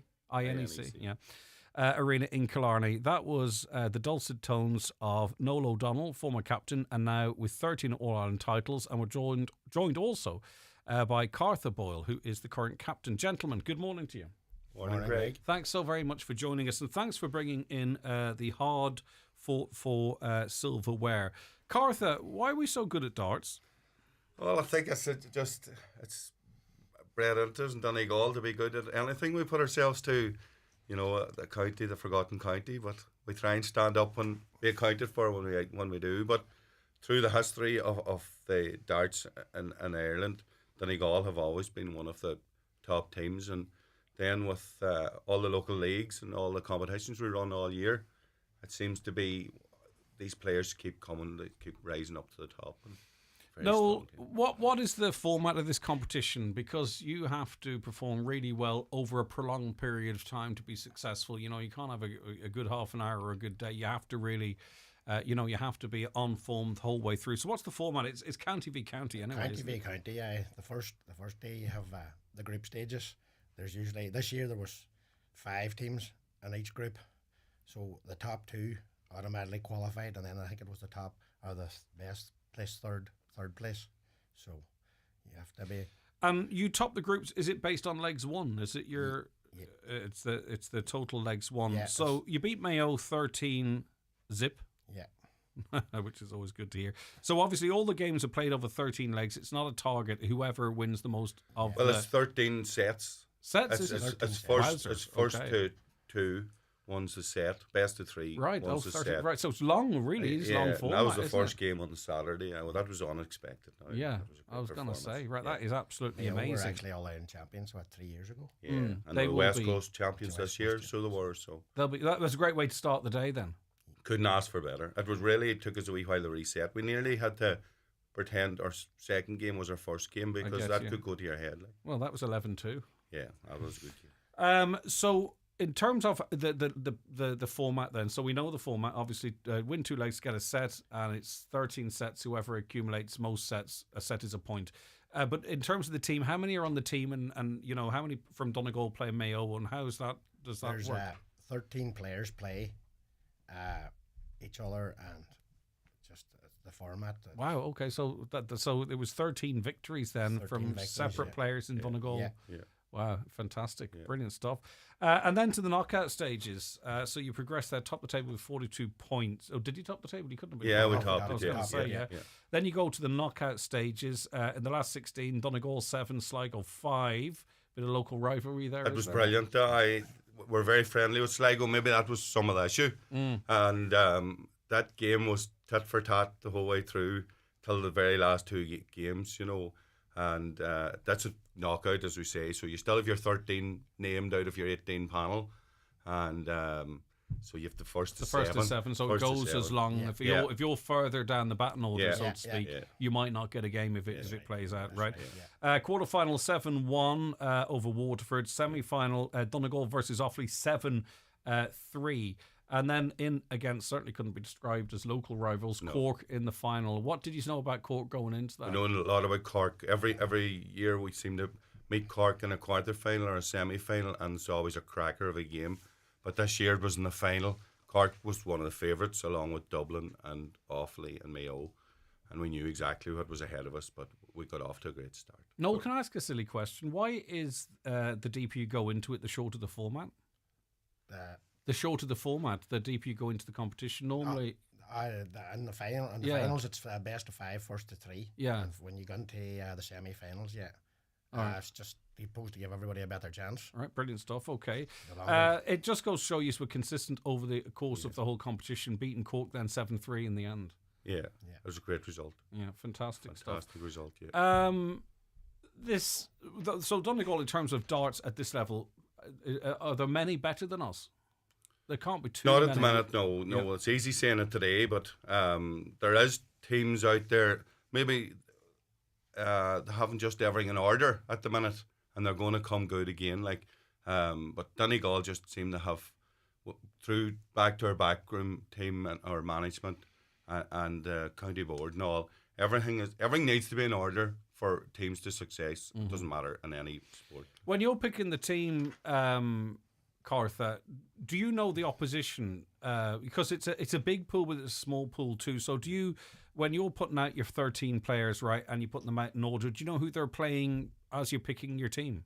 You'd have an idea. We have 3 selectors actually for that job. Okay. And they're all experienced previous county players and knowledge of watching. They know. Because you don't want to put a fast player against a slow player, do you, necessarily? Well, or maybe you do. Won't really know. You won't really know the opposition. Right, okay, I get you. You kind of have people placed for if they're good at going in early or coming in and going at the back end and all. And play a bit better with slightly less pressure at the beginning, maybe. And then both the darts and against the darts, you know. Exactly. All right, good stuff. So there is quite a bit of tactics go into it too, Noel. Yeah. Oh, definitely. You need you need to be playing your good players with the darts, as the man says, and then you have certain boys who are very good against the darts. So. 13 All-Ireland titles you have. Yeah, that's right. That's remarkable, isn't it? Well, they won one without you. That's right. That one, must have been the fluke, was it? But there's not a lot of people knows this. There's a very young Jared McGlynn on that first team. Okay. And Jared he came back into the scene then around 2006, and he's probably one of the best players in Ireland at the minute. For sure. You know. What at this level? Do you know what your averages are? Yeah, it's all up. So what are sort of winning averages? People will be familiar with some of what you see in the telly. I mean, there's the top level where it's ridiculous 112s and stuff, right? But a lot of the TV players, it could be 1995. Yeah. We've seen some of the games in the recent Open there that were won, in the 80s, the late 80s, right? Yeah. What are you throwing? Well, the team average for the weekend was 75. Wow, team average. That's amazing. Myself I probably played my best game ever in the final at a 95 average. Wow. Right, that's TV darts. That's big stage average. But I was playing a PDC player as well, an ex-PDC player, and it's just Jared McGlynn there, as Noel mentioned, and there's a number of our players can sit on around that 90 average, fairly often. And there are those in the top 16 of world darts who their season average is 95. Or even a little less. So it really is at a high standard, isn't it? I think if you can throw in around the low 80s, you'll win most things in Ireland, and it'll also get you to the television stages. But then to be successful, you have to be in the mid 90s, consistently in the mid 90s. It's all right for us to do it once in every 1,000 games, but these boys can do it. Also, Noel, there's a massive interest in darts at the moment. Like, you have been doing it for years, and we can talk about the fantastic history and sort of, you're born into it playing darts in our county, right? But you must see a difference now in maybe the age demographic, with the likes of Luke Littler and Luke Humphreys and others coming through, that maybe don't. My introduction for darts was in the pub. Yeah. Okay, right. Yeah. But now, you're getting 8, 9, 10, 11, 12-year-olds who have got Luke Littler shirts and their first set of darts and all that. Do you see that? Do you see it? I have one of them at home. Right, okay. I have two young boys, Shay and Callan, and they're darts mad. Like, they're 9 and 6, and they Luke Littler shirts on, and they're playing darts, and they're marking their own boards. But the big thing we can see in youth darts all over the country, youth darts now, as you mentioned about it was a social game. First of all, it started off as a social game in pubs and clubs. It has totally been blown out of that now. There's academies all over the UK. We've 2 academies. There's one in Letterkenny. There's one in Buncrana. A lot of the secondary schools are putting dartboards on. My own local national school in Glenties have even 2 little plastic dartboards in the national school. And every competition we go to, it could be in Glencolmkill, it could be in Greencastle, it can be anywhere. We have up to 20, maybe 25 extra youths, and they're all coming in and they're admiring some of the darts and they're getting to play some of the top players. So it's because say for instance, golf or snooker, for an example, we can compete and you can play those games, but if you're middling, you could finish a set in 18 darts, right? It'd be a really good game, right? But you could do that. Yeah, potentially. You definitely could. I'm on about, your son could have the game of his life or whatever, maybe even less, I don't know. Yeah. And then you could watch the telly and you can watch 2 of the best players in the world take 28, 29 darts. Yeah. There's very few sports, you would never beat them, over the course, but there's very few sports that you can have that moment whereby what it would be like to do that, if that makes sense. And I think that's what makes it so accessible for people. Yeah, it's a very... The game of darts, like, it's a simple game, but it's up to the people that's throwing it makes it difficult. It's a lot going on in your head. It's all mentally, you have to be in a great position just to throw at that time. And as you said, you could play Luke Littler or Michael Van Geeren on a one-off game. You never know. It happens in exhibitions all the time. Yeah. And you can go in and beat them. And it's just because you're in that zone for that little time and the confidence. And it's very good that way, What next? Actually, before we talk about what next, Noel, do do you see an Irish player that's going to make a breakthrough, right? You know, we do have a couple of players at the moment that we see them featuring sometimes at the end of tournaments, right? And we've had them on this show actually in the past, but and I'm open to correction on this. Well, maybe it's Rock actually. He's Northern Irish. Just Rock, yeah. Just Rock. He seems to be coming back into form, right? Yeah. Maybe this is the guy I'm talking about. I think he's only 23, 24. Yeah. But, you know, given the interest in it, we should maybe be seeing a bit more. You know, Dow Gurney's there, of course. Yeah. He's always there. And but do you know what I'm on about? A superstar if Irish starts.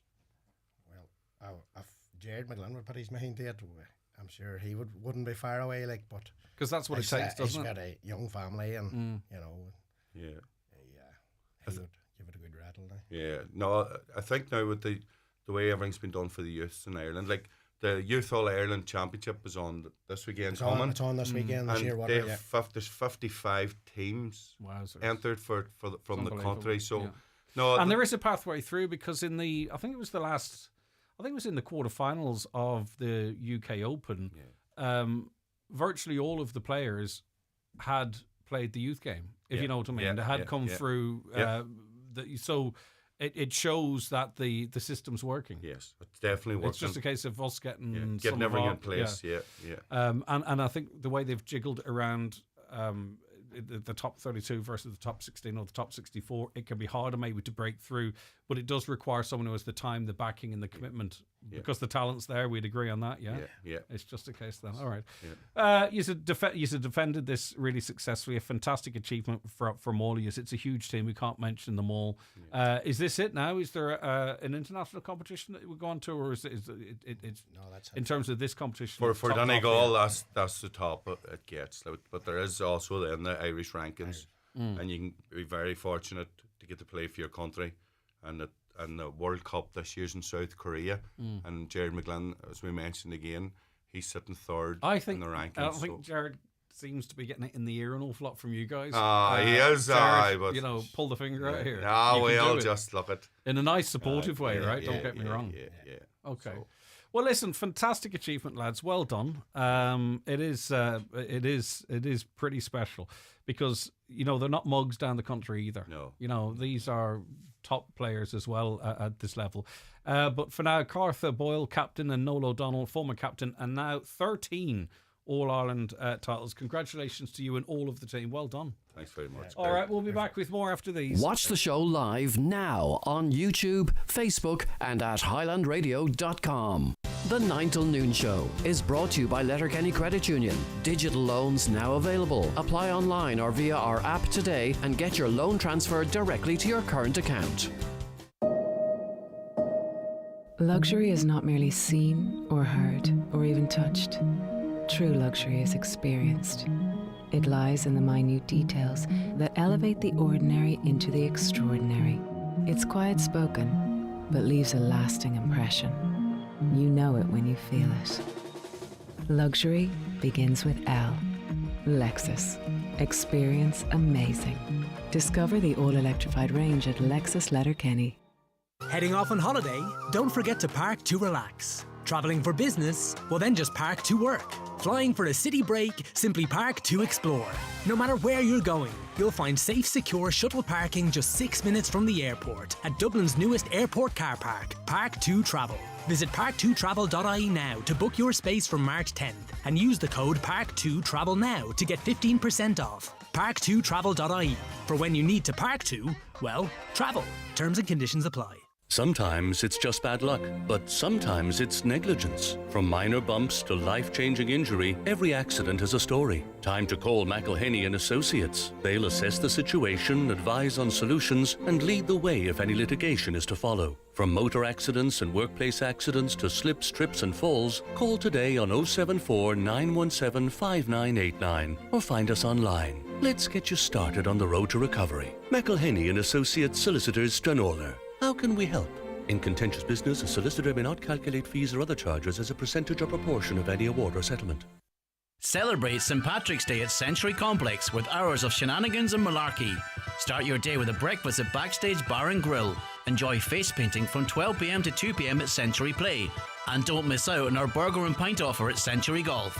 Fun for the whole family this St. Patrick's Day at Century Complex. Want a new car? Think Kia. Call Heron Auto Donegal Town on 074 9722 555. We're excited to offer a fantastic selection of self-charge and plug-in hybrid cars, along with petrol and electric cars. With finance rates starting from an incredible 0% APR and a 7-year warranty, you can drive away today with peace of mind. Call Heron Auto to find your perfect vehicle and experience our commitment to excellence. Drive with confidence. Drive with Heron Auto Donegal Town. All right, okay, it's always really busy here at Highland Radio and very busy, of course, during our 35th year's celebrations. And you get a sense like as soon as one door here closes, the hugely successful Hospitality Awards at the weekend, another opens, and we're heading into a very special day for a very special reason. And we're joined in studio to discuss this and launch this too by our head of sales here, Sean Quinn. Hi, Sean.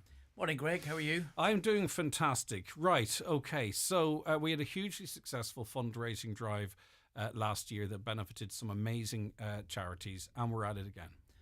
We are, and we were delighted with the response we got last year, Greg, from our listeners, and it's all about our listeners and local businesses. So we decided there's a lot of work in this, but it's such a good thing to do.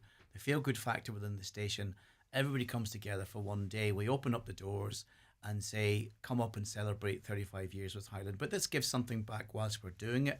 And let's go and help benefit 3 charities whilst we're doing what we do. We do this on a daily basis. We entertain people. But let's celebrate the fact that 35 years is a milestone for radio. And a lot of people in this room, in this building, have been here since nearly day one. Probably need to look at it. Probably need to have a look at that. Maybe too far at this stage.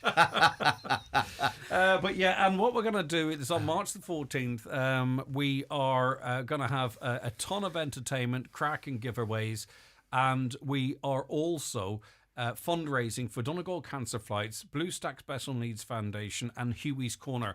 Huey's Corner do amazing work, as do the other 2 charities I mentioned, but we're going to help you sort of get to know them a little bit, and we're going to be speaking to reps from Huey's Corner after I talk to Sean.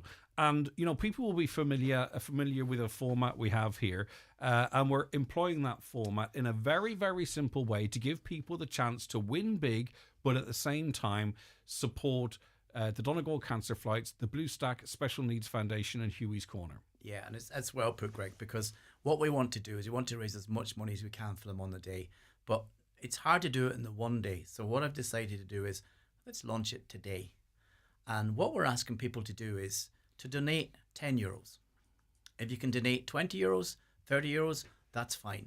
But if we can get everybody to say, let's donate €10, what we're going to do is we're going to put you into 9 draws on the 14th of March. And it's very simple to do. Go onto our website at highlandradio.com and go through the process. So it's a bit like the draws that we do for the car and for holidays and things. In the simplest way of putting it, make a €10 donation and you're in 9 draws for €1,000. Yeah. So and it's simple as that. And the €10 goes to Donegal Cancer Flights, Blue Stack Special Needs Foundation, and Huey's Corner. So we're asking you to make a donation, stroke buy a ticket. We're rewarding you with your generosity by 9 of you winning €1,000 each. So the earlier you buy the tickets, you know the score, the more draws you're in. But the difference is that we're hoping that more tickets than ever are sold to support these 3 amazing charities. We do this from time to time. It's a great competition for you to enter because the odds are much smaller than you would see. It's not a €1 billion operation, all right? So make no mistake about that. This time, though, we'd love to quadruple whatever amount of tickets we normally sell because it's for these amazing charities, Sean. Absolutely. And that's why we wanted to do around €10 because it gives everybody that opportunity to donate. And they are 3 fantastic charities. And we haven't put a figure on this because we don't know, Greg. We don't know. It's up to the public's generosity. We will, on the hourly basis, we'll let people know on the day, on the 14th, how it is going. We anticipate and hope that people will get behind this and support it because it's not about, yes, it's lovely to have 9 draws of €1,000. It's about supporting local charities. And I think in Highland Radio, we'll use on air, we'll use our social media to help and encourage people to come on board with us and the journey for, let's call it the next 10 days. as we lead up to our 31st birthday bash. Yeah, 35th. Okay. So, if you want to buy one ticket for a tenner, you're in 9 draws. You're in once for 9 draws for €1,000, and you've donated €10 to our charities. If you want to buy 5 tickets, you have 5 chances to win €1,000 9 times, but you've also donated €50 to our charities. There's no point me ranking it up to 100. It's up to you what you do, right? But that's the message here. The money is in prizes and donations, and that is what you're doing here. So if you like that whole draw system that we normally do, this time it's a little bit different. You can go onto our website right now, you can buy your tickets, and it's a donation at the same time, and you're supporting Donegal Cancer Flights, the Blue Stack Special Needs Foundation, and Huey's Corner. If you've not engaged with any of these services, you'll be familiar with the names. But if you have, you will really understand how important, say, the Donegal Cancer Flights is, getting people to and from treatment, not just in the air, but also on the ground, and the supports they offer. The Blue Stack Special Needs Foundation do astonishing work all year round. In fact, they put together a little video as part of their Christmas dinner dance that I would love to actually put out there. The difference that these people make to the lives of adults and young people out of their offices in Donegal Town is huge, and I know they've got ambitions to spread further afield. We'll hear more about Huey's Corner, providing vital child and adolescent and adult counselling services in Carndonagh. Again, if you or someone you know has dealt with any of these charities, you will know their importance. And we're going to try and make sure that the whole population listening does as well and feels, very confident in the knowledge that their €10 donation, for which they could win one of 9 €1,000 prizes, or all of them. Sean likes to point that out at time that someone could you win. always bring that one up. I know, but it will happen one day. Because you've doubled down on it a few times, so it's easy. But my point is, Sean, and I'm rattling a little bit here, it's really simple. These are 3 great organisations, and this is a fantastic standalone, if there was no charity involved, cash competition as well. But the difference is here, it's supporting. And we have a little bit of a foundation to build on, do we? Or is that public knowledge? Yeah, no, we do. And as if you've been around at all in the last couple of days, I'm sure you've seen photographs of our hospitality awards. So what we did is we had a prize on the night, and we had envelopes, and we actually raised €2,200. Brilliant. So thank you to everybody in the room that donated. It was amazing to get that figure. So it's a great start. That'll go into the kitty. So we're delighted. Now, delighted. On the 14th, by the way, as similar to we did last year, we're in Highland Radio here. We have got a fantastic whole day of entertainment from Lee Gooch in the morning. I've got loads of people coming in for a chat. I think 9, 10, 11 live music acts. It's same through John's show, through David's show. Ivan Borland has got amazing young artists performing on his show as well. It's all to try and entertain you even more and to give you regular updates about how much you're raising and to make the draws and all that type of stuff. And the doors will be open, Sean. We want people to come up here as well, have a cup of tea, say hello to us, get pictures. We actually really love that side of this, by the way. We're not, some far-flung away media organisation. We're all of the community, and we love to meet our community as well. So that we'll have more details on March 14th as we edge closer to that. But that's going to be a lovely, wonderful day, and we want to see tons of you up here at the radio station as well. But the key message now is our online fundraiser for Donegal Cancer Flights, Blue Stack Special Needs Foundation, and Huey's Corner. It's up and it's live, and there's a ton of cash to give away. €1,000 every hour for 9 hours. Couldn't be more excited, Sean. There's $2,000 in the bank thanks to the fantastic generosity of our business community and our hospitality community. The sky's the limit. You're not putting a limit on it. Let's see where we go. I don't want to put a limit. I suppose if you looked at it 35 years, 35 grand, that'd be lovely. But I think our listeners, I think we might do better than that. There's a challenge. We'll see. Well, there's a ceiling that you said you weren't going to put in. That was a start. Why do we even have these meetings, Sean? You challenged me, Greg. That's what it was. You challenged me. All right, okay. So the most important thing is it's open now. You can go and donate now. HighlandRadio.com. Just click on the 35 birthday, and they'll see it there, charity. And we're putting the finishing touches to our show and across the day. We're going to have a great show that Friday, by the way. We've got some brilliant acts that we know you love. And it's all to sort of try and encourage you and get in the mood to get even more generous on that day. And as I say, with the little teaser that we have €1,000 to be given away 9 times over the course of that day, March 14th. If you buy your tickets, you're actually making a donation to the Donegal Cancer Flights, the Blue Stack Special Needs Foundation, the Huey's Corner. After the prizes, we split that money, and it's going to make a big, big difference to those amazing charities. Sean, anything you want to add finally? No, I just the one thing we will do also in the next 10 days is build the profile of the 3 charities. Well, we're going to do that as soon as I get you out of here. And that's important too. 100%. Because, as I said before, it's like blood bikes. Yeah. Or it's like, there's so many different charities. Unless you've used them, you Sometimes don't you realise don't know just how important they are. And you're quite right. We're going to get to know the charities. That's an important part of this as well. Sean, as always, thank you very much indeed. And congratulations again on last Sunday night. It's astonishing, amazing. 500 people packed into the amazing Jacksons, who did fantastic. They were dragging staff in from their other hotels as well to make sure the night went off just as fantastically as it did. The food was delicious. Yeah, they were amazing.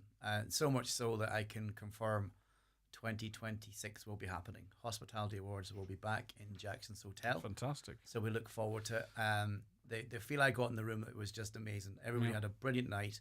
And credit to our team here in Highland, we delivered what we wanted to deliver. But the hotel, when you walked in that room, it was a wow. And I don't think it's going to be a hard sell for our brilliant sponsors as well, because they got fantastic exposure and for it as well. And that's the way it is. It's all us feeding each other and helping each other and elevating each other. And by that I mean our wider Northwest community. Because recognising what we do in hospitality. Customer service will be coming, but we've a respite for that for a few months. But we'll talk about that at some stage. October the 5th is the date for that, so that's confirmed. Oh, cool. Right, so that's the night of the awards. Yeah. Okay. Yeah. So we'll start that process probably. Venue announced yet? Pardon? Do you have a venue yet? Yeah, in the Mount Aragon Hotel. Oh, cool. So that's all done. And again, it was one of those weekends. We were in the Mount Aragon on Friday. Amazing. And the reason I say it is for nothing other than to recognise the fantastic offerings that we have here. And that was what for Sunday night was about as well, recognising that. All right, thanks, Sean. Thanks, Greg. The 9 till noon show is brought to you by Letterkenny Credit Union, with monster loans available up to €60,000 for all occasions. Visit letterkennycu.ie. Massive spring sale at Charles Bonner & Sons Ballabafay. €500 off wood pellet boiler stoves. €250 off wood pellet non-boiler stoves. Discounts on all multi-fuel and electric stoves, plumbing and bathroom ware. Sale ends March 31st or while stocks last. Charles Bonner & Sons Ballabafay and thestovestore.ie, where you can always do a good deal better. McCullough Jewellers in Letterkenny are synonymous with fine jewellery, quality watches and giftware, with stores at Main Street, Letterkenny and the Letterkenny Shopping Centre, or online at ormccullough.com. You can choose from their quality product range in a relaxed atmosphere, and their sales staff will be happy to help you make the right choice, whatever the occasion. McCullough Jewellers, making moments magical for generations. Make more meals for less with Dunnes Stores, where you'll save on ingredients for a delicious one-pan salmon bake for less than €5. That's 2 succulent fresh salmon darns, just €4, roasted in the oven on a bed of 49-cent courgette, and baby rooster potatoes, just 49 cents for 1 kilo, all from the Dunnes Stores range. Plus, save at the till with a 5 off 25 grocery voucher. Dunnes Stores, always better value. Terms and conditions apply. Voucher can be used on next in-store grocery shop of €25 or more. Your favorite playlist. A long open road trip. Great on their own, but combined, a perfect complement to one another. Just like Audi hybrid models. One part epic efficient electric power, the other legendary Audi engine performance. This is a pairing that's all in one, twice as good. This is Audi. Vorsprung durch Technik. Highland Radio weather updates with McElhenny's. Our new season special occasion wear range is here. Visit us to explore our extensive dress collection in store or shop online at mcelhennys.com today. So, today, mainly cloudy with outbreaks of rain or drizzle at times, breezy with moderate to fresh southwesterly winds and highest temperatures of 10 to 12 degrees. So we promised just before the break there to try and introduce those of you who may not be aware with our 3 fantastic charities that are going to benefit from our 35th birthday celebrations: the Blue Stack Foundation, Donegal Cancer Flights and Services, and Huey's Corner. And it's Huey's Corner on which we're going to focus on now this morning. And I want to say good morning to Leanne Callahan. Good morning, Leanne. Thank you so much for joining us. How are you keeping? I'm good. Thank you very much. We also have Clodagh with us. Hiya, Clodagh. Good to have... Oh, softly spoken, Clodagh. Can you move a little bit forward? Thank you so very much indeed. And Olive Morrissey, Child and Adolescent Counsellor. Good morning, Olive. Good morning, Greg. Thanks so much for your time. I suppose, Leanne, why was Huey's Corner founded, as much as you want to talk about that? My son passed away suddenly in 2011, and we had other children at home.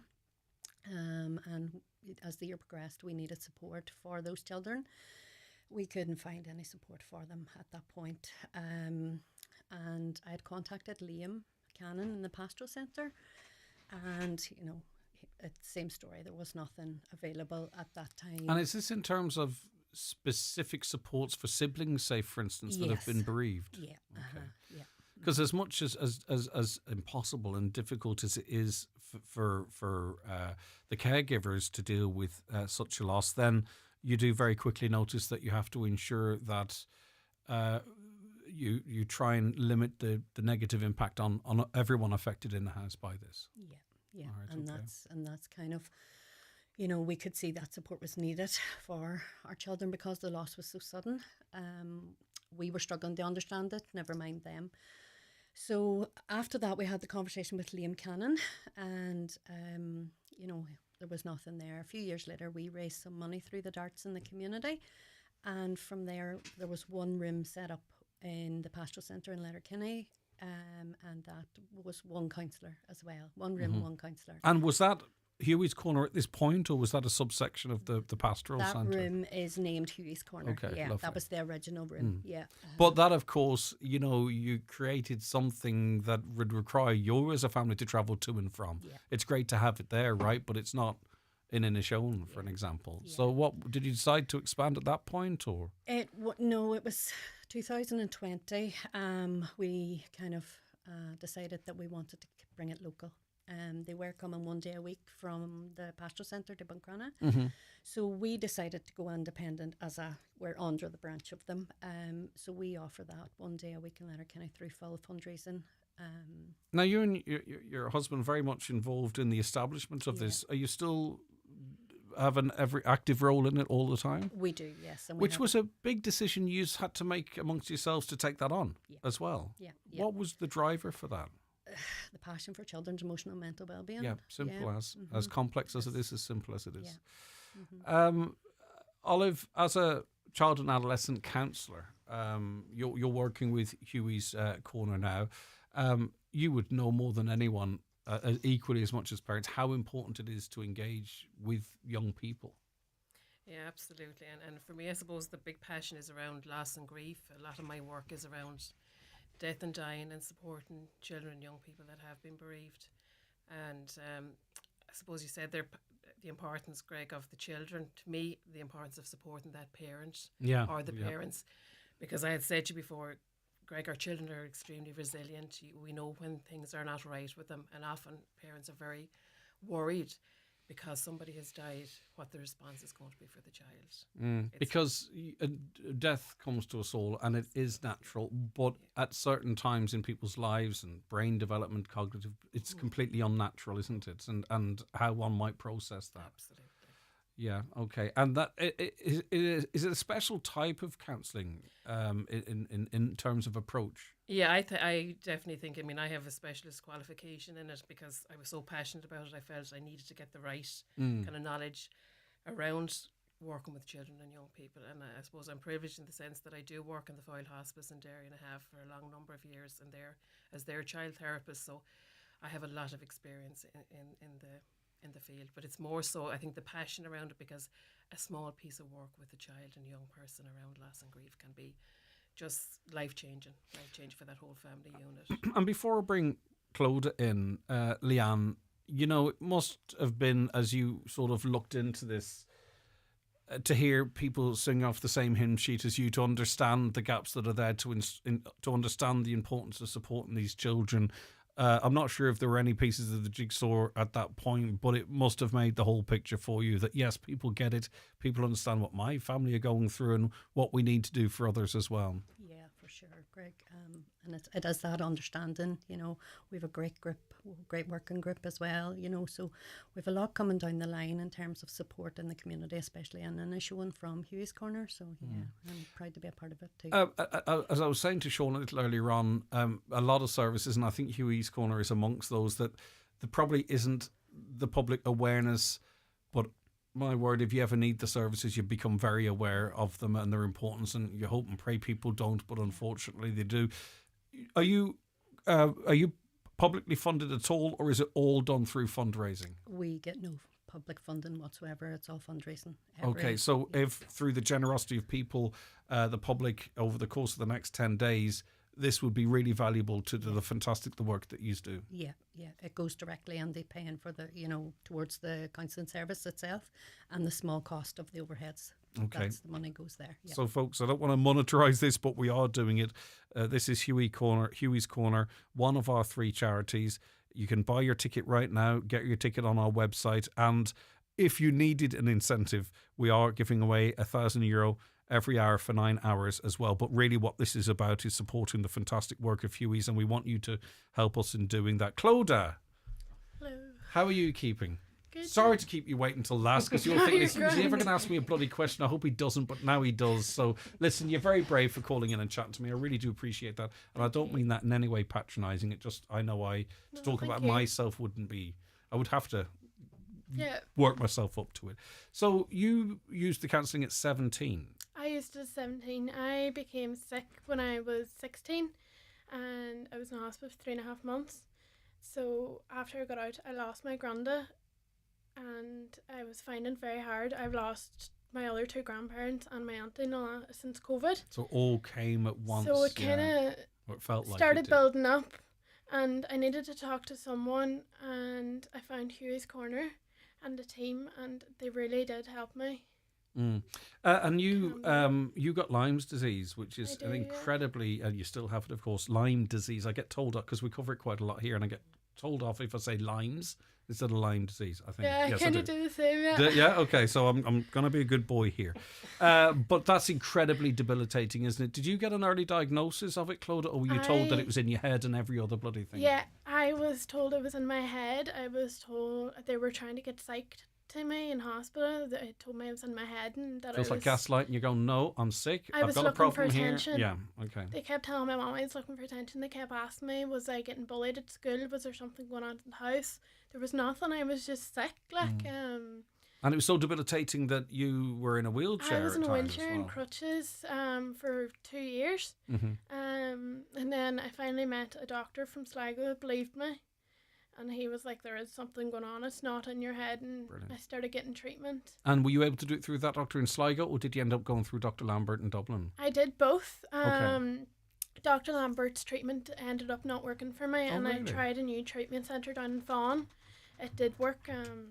So thank God. All right, so you're feeling in decent fettle now. Yeah. But you have to keep an eye on it, don't you? It takes a while. I get flare-ups and all, but exactly. But you know what it is now, and people believe you, and they know what it is. Yeah, okay. I am going to take a quick break for the news. Is that all right? Because I don't want to rush this, and you're all right for another 5 or 10 minutes afterwards. Is that okay? Because I know you do really important work. You are? Yeah. You are, okay. But the news is only a minute or 2, right? Is there anyone about to do news now? Caroline, is there anyone going to do news, or shall I carry on? All right, someone is going to do news. Okay, we are in the company of Leanne Callaghan, Olive Morrissey, and Clodagh as well. We're going to hear more from them and the fantastic and incredibly important work that Hughie's Corner does. But first, we're going to take a break for the news. It is 11 o'clock, and we're cross now for that news update from Donald Kavanagh. Good morning, Donald. Thank you, Greg. Good morning. A Donegal deputy is accusing the Taoiseach of being disingenuous and attempting to mislead the public. Deputy Charles Ward said while Micheál Martin claims works are ongoing at 450 defective concrete block homes, the reality is remediation has been completed on just 69 properties since 2022, and the figure the Taoiseach gave in the Dáil was a figure for commencements, many of which haven't even gone to construction yet. The defective concrete block bill amendment is expected to be published in the spring. Deputy Ward is urging the Taoiseach to work together with 100% redress and affected homeowners to speed up the process. It's emerged there's almost €45 million in unpaid fines outstanding across the district court system in Ireland since 2020. Of that total, just over 910,000 relates to County Donegal, with almost 706,000 outstanding in the Letterkenny District Court Office and just over 204,000 outstanding in the Donegal District Court Office. The figures were released under the Freedom of Information Act to Ireland South MEP Cynthia Ní Murchú. The idea that investing in the Northwest only benefits people in the region is fundamentally flawed, according to Foyle MLA Pádraig de Largy. He was speaking during a debate in the Assembly on cross-border cooperation and economic development in the Northwest. Meanwhile, the DUP Foyle MLA Gary Middleton says the announcement that £40 million announced for Derry and Coleraine has now been cleared after an earlier pause will be transformative for the region.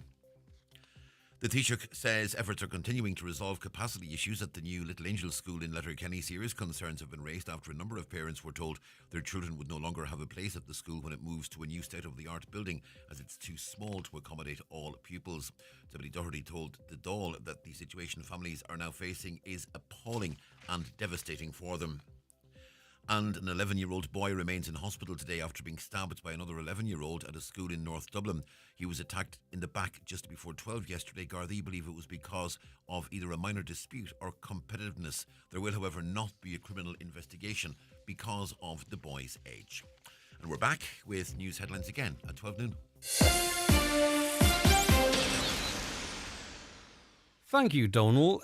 We are in studio with Leanne Callahan, founder of Hughie's Corner in Carndonagh, Olive Morrissey, who's a child and adolescence counsellor, and we were chatting to Clodagh just before the break. Clodagh used the services 17. She got Lyme disease, and it took many blood tests and talking to different people before she spoke to a doctor in Sligo that recognised it was Lyme disease. The traditional route of going to see Dr. Lambert didn't work for Clodagh, but thankfully she did try a different treatment, and it is working for her, and you are quite literally back up on your feet. But at that time, obviously, firstly, it's not nice when you're being told that what you're feeling is not what you're feeling, right? That's really difficult to deal with. We talked to the loss of your lovely grandparents and aunt, I think you mentioned, okay. I lost my auntie young, yeah. Then you're out of school and you're not mixing necessarily with your peers, or you feel different to them. That's an awful lot for a young mind to process. So talk to me then, you engaged with Hughie's Corner, and what was that like? I kind of engaged with Hughie's Corner. There's kind of part of me that was grieving an old life kind of thing. Like I wasn't the same person as I was before I got sick. It was a lot on me as a person, and for my own mental health it was a lot. So I found Hughie's Corner, and the team was lovely. They were great. They kind of helped me get back on my feet and helped me make decisions that I didn't kind of want to make, but I did. They were helping a lot, yeah. Yeah, and sometimes, and I'm sure it was the case with you, we can have really supportive people around us, but sometimes you need an external set of ears and eyes to sort of contextualise things, and you can, you know what they're saying is purely, because we try and say the right things, right, at times, and sometimes, we might not. Totally. And so from there, you were able to sort of build back. Was that coinciding with your improvement in physical health, Clodagh? It was a mixture of both, yeah. I was kind of getting better once I was in Hughie's Corner. I started treatment before I went into them. So I kind of was doing both at the same time. So I was rebuilding my life, sort of speak. Yeah. An awful lot, as I say, for a teenager to take on. You missed out school, I presume, as well. I did. They wanted me, they said I could come back, but I would have to do 5th year again. Okay. And I would make my friends all ahead of me. And I just didn't feel like that was the right space for me at that time. So I've decided to drop out, and I went into tech then to do part-time courses. Brilliant. And how's that going? I have no idea of the timeline because I don't know what age you are. You could still be 17. I'm 18 now. Okay, yeah, that's what I was gonna, that's what I That was was gonna a say. year ago Yeah, now. I know, because I feel like we're talking about this has been such a big part of your life, but it's kind of really, really recent for It was you. nearly a year ago now, yeah. Yeah. But so you're just studying in a different way, and that's going well for you. I think you have an interest in beauty, do you? Beauty, yeah. Fantastic. Doing beauty now, yeah. All right, and you're feeling good? Yeah. And staying on top of that stuff. That is brilliant. top, yeah. So how would you rate in terms of importance Huey's Corner services for you? I wouldn't be the person I am today without them. They help me a lot for my mental health and my physical health. Definitely needs to get the word out more publicly and Brilliant. let people know it is there yet. What a fantastic advocate you are for it. Olive, it goes to show, the different complexities that young people come to you with, and you have to be able to adapt the service and sort of make sure that you're hitting all the right boxes, which you and the expert team are, of course. Yeah, and I suppose that's the beauty, isn't it? I have a nursing background as well, Greg, which is always useful because you really are looking at the young person holistically. Claude is a prime example. Physical health is impaired and her psychological health becomes impaired. And I presume the recovery from one can, in some cases, and I think in your case, Claude, can assist in the recovery from another. Absolutely. Excellent. And then, just from a personal perspective, when you do engage with a younger person, Olive, and you see them coming around, or you see their improvements, and maybe they come in the next day with a smile in the face where there wasn't one the first. Personally, the work you do is very, very important. And I hate when sometimes people that do this type of work is called a vocation because it's like we should get it, for free or something like that there. But it must be incredibly personally satisfying for you as someone who's clearly a caregiver. Absolutely, Greg. And I'd say it is the part when they start to smile. And I mean, that can take weeks, especially a young person that's really not in a great place when they start. But to see that change and to come in and have changed. And that gives me great hope. And I suppose it's the message I always give to parents. Whilst it's difficult where they're at the moment when they make that phone call and they engage initially, it does get better. And also, Leanne, and I think you referenced this a little earlier on, when we try and deal with something ourselves as fully grown adults, often it can be a struggle, but, we kind of are in control of that, or we know where we're at. It's incredibly difficult when you see one of your children struggling. Because you feel helpless, you feel powerless, you feel isolated, and you want to take everything from them and take it to yourself, right? I'll take what you're feeling on me, even though I'm probably at breaking point myself. And that's what this service does, doesn't it? It eases that load on the parents. It's fantastic that we've got the likes of Clodagh doing as well as she is, and with her eyes on her future and everything. But it's the people around the young person too, and obviously that, because this is why this all happened in the first place. Yeah. As I say, for us, I find my young people at the time didn't want to talk to me because they didn't want to hurt me, and my husband, so they felt like bottling it all up was the right thing at that point. And it's never the good thing to do. But for a born young from person. love and care, Yeah. and a maturity, Exactly, obviously, themselves. Yeah. And that's, you see that a lot with teenagers. They don't want to open up to their parents. Do you know what I mean? So even across from bereavement on, you see that with young people. They would rather talk to someone outside of the house, but it's the importance of the service there, and knowing that as a parent you can reach out and get that support as the parent as well, and the young person for In terms of bereavement counselling and counselling in this space, I don't think there's ever a right or a wrong time. It depends on the individual. So obviously the sooner the better, but I'm just conscious that maybe there are people who 3, 4, 5, who, I'm not timelining it, that still are feeling that. So what age cohort do you work with, Leanne, and how do people get in contact with the services, or how does that work? Because I'm not sure what your capacity is like either for that, for an example. We work with 5 to 18-year-olds up to the age of 18. Yeah. And they ring the pastoral centre, and that is how they get through to us. That's how they get referred to the Carndona service in Huey's Corner. And in terms of capacity at this time, do you have space or? I'm not I'm sure. I think the waiting list is fairly good, Greg. We're Brilliant, getting, okay. we're getting That's in the there nice and phraseology. early. That's the phraseology I was looking we're getting for, in nice and early, and that's the key. And you can balance the people that you're working with, We I can, presume. yeah. There's a okay, right. Listen, it's been really interesting. I've loved to get to know you a little bit and hear your story, Clodagh. And I'm actually, it's lovely to hear when someone's not been in a great place, and now here you are. You look great. Thank you. You've got your eyes on your future, and it's brilliant. And this is what services like Huey's Corner can do. And I'm sure, Leanne, I asked Olive of the satisfaction in seeing, young people come through the service and improve. And I'm sure too, you and you get that as well. Yeah, it's very important, Greg. As I say, that's why we're still there 5 years later with no funding, and we will continue to do that. We are growing stronger, and we have a lot in the pipeline. Again, it's that passion for young people's emotional And mental also well-being. your beautiful son as well. Yeah. His name is part of this as well, and that's something very important as well. Okay, all three of you, thanks very much for Thank you, calling in. Greg. Sorry for holding you on a little bit, but I just wanted to hear more from Clodagh and Leanne and Olive as well. That was Leanne Callaghan, founder of Huey's Corner. We heard from Olive Morrissey, who's been in with us before, Olive, who's a child and adolescent counsellor, and Clodagh, who's availed of the service really quite recently, and things are working really well for Clodagh.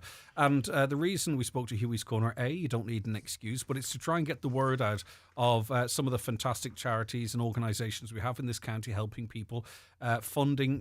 A lot of the work is providing the counselling and the services, but an awful lot of work is actually keeping the bloody thing going. Fundraising and all that kind of stuff, it's a different string to your bow you have to have as well. And I'm sure you've got a core support to help with that.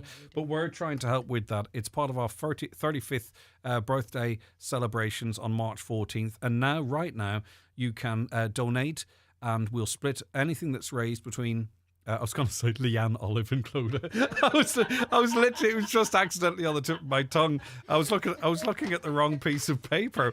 No, the Blue Stack Foundation, Donegal Cancer Flights and Services, and Huey's Corner. So get your tickets right now. Get as many as you like or you can afford, but only obviously within what you can afford. And also then on March 14th, we've got 9 €1,000 prizes to give away as well, as a big thank you for your generosity. And we'll learn more about Donegal Cancer Flights and Services and the Blue Stack Foundation in the days ahead. But for now, girls, ladies, from Huey's Corner, thank you so very much indeed. We'll be back with more on the programme after a break. The 9 till noon show with Letterkenny Credit Union, now offering mortgages from €40,000 to €600,000 with no hidden fees or transaction charges. Letterkenny Credit Union, 9102127. Relay for Life Donegal is back and is now open for team registration. As a community, we relay together to celebrate cancer survivorship, remember those we've lost, and fight back by raising awareness. Will you join us? Gather your friends and family and enter your team. Register today at DonegalRelayForLife.com. Together, we can make a difference. You can have it all in 2025 with the new Nissan Qashqai with e-Power. Relaxation and excitement, spacious and sleek, safe, smooth, serene, and thrilling, adventurous, and of course efficient. Make 2025 a hybrid year with the new Nissan Qashqai with e-Power. Hybrid driving reinvented. Nissan. Defy ordinary. Terms and conditions apply. If you need an eye test, look no further than Louis Walsh Opticians. Letterkenny's longest established opticians are delighted to welcome patients new and old to their state-of-the-art practice in the Courtyard Shopping Centre. Their latest technology includes a 3D OCT retinal camera, which assesses the health of your eyes in minutes. Private, medical card and PRSI patients welcome. Call 91 21000 to arrange your eye test. Louis Walsh Opticians, Letterkenny. Your vision, our focus. A public interest message from Donegal County Council. If you have a dog, make sure you're a responsible dog owner. Always keep dogs under control when walking in rural areas where livestock are kept. Be aware that even small dogs can cause harm to farm animals. Don't let dogs loose in areas adjoining livestock fields. Many attacks are caused by dogs which escape and attack sheep grazing nearby. And remember, every dog must have a current dog licence. You can buy a licence at any post office or online at donegalcoco.ie. Donegal County Council, supporting communities, businesses and the environment. It's the holiday of a lifetime. Highland in the Sun 2025. This September 14th to the 21st, we go back to the stunning 4-star Sol Costa Gerada Hotel Saloon for 7 nights dinner, bed and breakfast and lots of great entertainment with some of your favourite acts in Irish country music. Don't delay and book today by contacting Country Music Tours on 074 9119 955 or email info@countrymusictours.ie. Don't miss out on the holiday of a lifetime. Right, so... Double digits, double triple. Back after these. Double decker, double doors, double booked, double date, double bill, double base. When you say double, double down. 2 Zinger fillets, a hash brown, supercharger mayo, cheese and no bun. KFC Double Down. Available now. Until the 16th of the 3rd, 2025, while stocks last. Participating restaurants and delivery partners only. Delivery fees apply. Full T's and C's at kfc.ie. I'm so excited to talk about the Donegal Partnership's role in Women in Sport Week 2025. I'm speaking over the ads. There's some fantastic stuff coming up this week. This afternoon, there's an ATU taster session where you can climb walls, wall climbing with the sticky out things and all. The pickleball and relays, that's at 3. On Friday, there is a sunrise dip at Rathmullen Pier at 7 a.m, which is bright now, which is great. On Saturday, you can try yoga and a dip at Colddaft Beach at 7:30 a.m. There is also an open water dip at Thruppeny Pool, Bundoran at 7:45 p.m. And you can try fly fishing. Why is it mostly men that fish? I don't know why. It shouldn't be the case. It's fantastic fun. Mungorry Trout Fishery at Deal Community Anglers, they're hosting a taster session to come and try fishing. That's at 12 noon. And then on Sunday, there's a taster of horse rising at the Drumdoit Stables. And there's sessions there 11, 12, 1 and 2. And you can get more information and book, in fact, at Eventbrite. So check out the Donegal Sports Partnerships socials and website, and they will get more information. My guest today to help talk about this and to recognise women in sport in association with the Donegal Sports Partnership as part of Women in Sport Week 2025 is Sinead Gibson, Parkrun Director and Volunteer. How are you getting on? Good, thanks, Greg. How are you? Not too bad. And before we came on, you said you'd prefer to sing than talk. So we're scrapping the chat. What are we starting with? I'll sing a song. Well, it's funny because when you said the run director there, that was what I found most difficult when I became run director in Letterkenny, was the pre-talk before, the safety talk before the run. Okay, yeah. But I would sing. I'd sing a song anyway. You get up on the stage in front of 1,000 people, no problem. Yes, yeah. But it's the comfort zone thing. This, to me, I find really quite manageable. But see, on Sunday night, I had to present a few awards, and my watch told me that my heart rate had been too high for too long, and to do an ECG. Yeah. So it's just about your comfort zones. It is good to challenge yourself as well. Well, I'm only able now to. I feel now I'm only able to challenge myself. It was impossible when my anxiety was at its peak. It just simply wasn't possible. But with working through that, I can now enjoy the challenge of it and. Lean into it, flight or fear, and the high heart rate is excitement. It's not, I'm not about to keel over with a heart attack. Do you know that sort of way? Exactly. But I had to work on myself to get to that position, and hopefully it stays that way. If I stop doing stuff like that, you'll know I've had a relapse. Right, okay, so the parkrun. What is the parkrun? Because this is a little bit like our previous conversation. It's someone's life, right, if they love it. But for others, it's like, well, is that for me? What's Absolutely. that all about? Well, first of all, it's for everybody, all abilities. The park run was set up, and I suppose it's so important that we're speaking about women in sport. And it was set up, this event in Letterkenny, by 2 women in 2016, Anne McAteer and Margaret O'Donnell. And it, in my opinion, it's the biggest wellbeing event held weekly here in Letterkenny. Mm-hmm. And it's free for all families, for all abilities. It's not only a social event where you can meet and talk. There's a cup of tea every other week in the vestry afterwards. But it's just, I feel, for your mindfulness. You can walk. There's no competition. You can, if you want, you can check your time at the end. That's not like 2016, it's 2025 now. There's not very many things that have that longevity. Absolutely. Why is that then? What is it that clicks with people that they go back and then feel they have to go back and back? Because, you know, a lot of times we try something and then we move on. But this longevity is astonishing. Strength from strength as well. Absolutely. Well, for me, I'm a teacher, but on a Saturday morning, I get up and I do the park run. It elongates my whole weekend. Yeah, I get good more point. done, and you know, the endorphins kick in. And I have teenagers too. And the hardest part of the park run for me is getting them up and into the car. And it's a quiet car going in, Greg, but on the way home, you know, everyone's full of. The mood has changed. They're all full of. So it's for all. And I suppose all abilities. And you know, people like to run, jog, push a pram, walk. It's just a lovely, and it's if you want to go on your earphone to not talk, you know, there's no pressure. We are, and we don't want to lose sight of this. We are social beings. Absolutely. Humans are social, and we need that social interaction because we know the problems of rural isolation, for example, or urban isolation, for that matter. Yeah. We are social creatures, and we need that interaction. And this is a great opportunity for some. And I think too, as an example, single mom, no family structure. How do they get a bit of exercise and to meet people? They can walk the pram. A cup of tea, a coffee or a dad afterwards. for that matter, but you know what I mean. Yeah. And not only that, but you get the feel-good factor as well from volunteering. Because, I don't know, like you see people, you're encouraging them along, come on, you're doing great. And, you know, there is just that great feel. And with the park run as well, I suppose it can't run without volunteers. That's the other important part.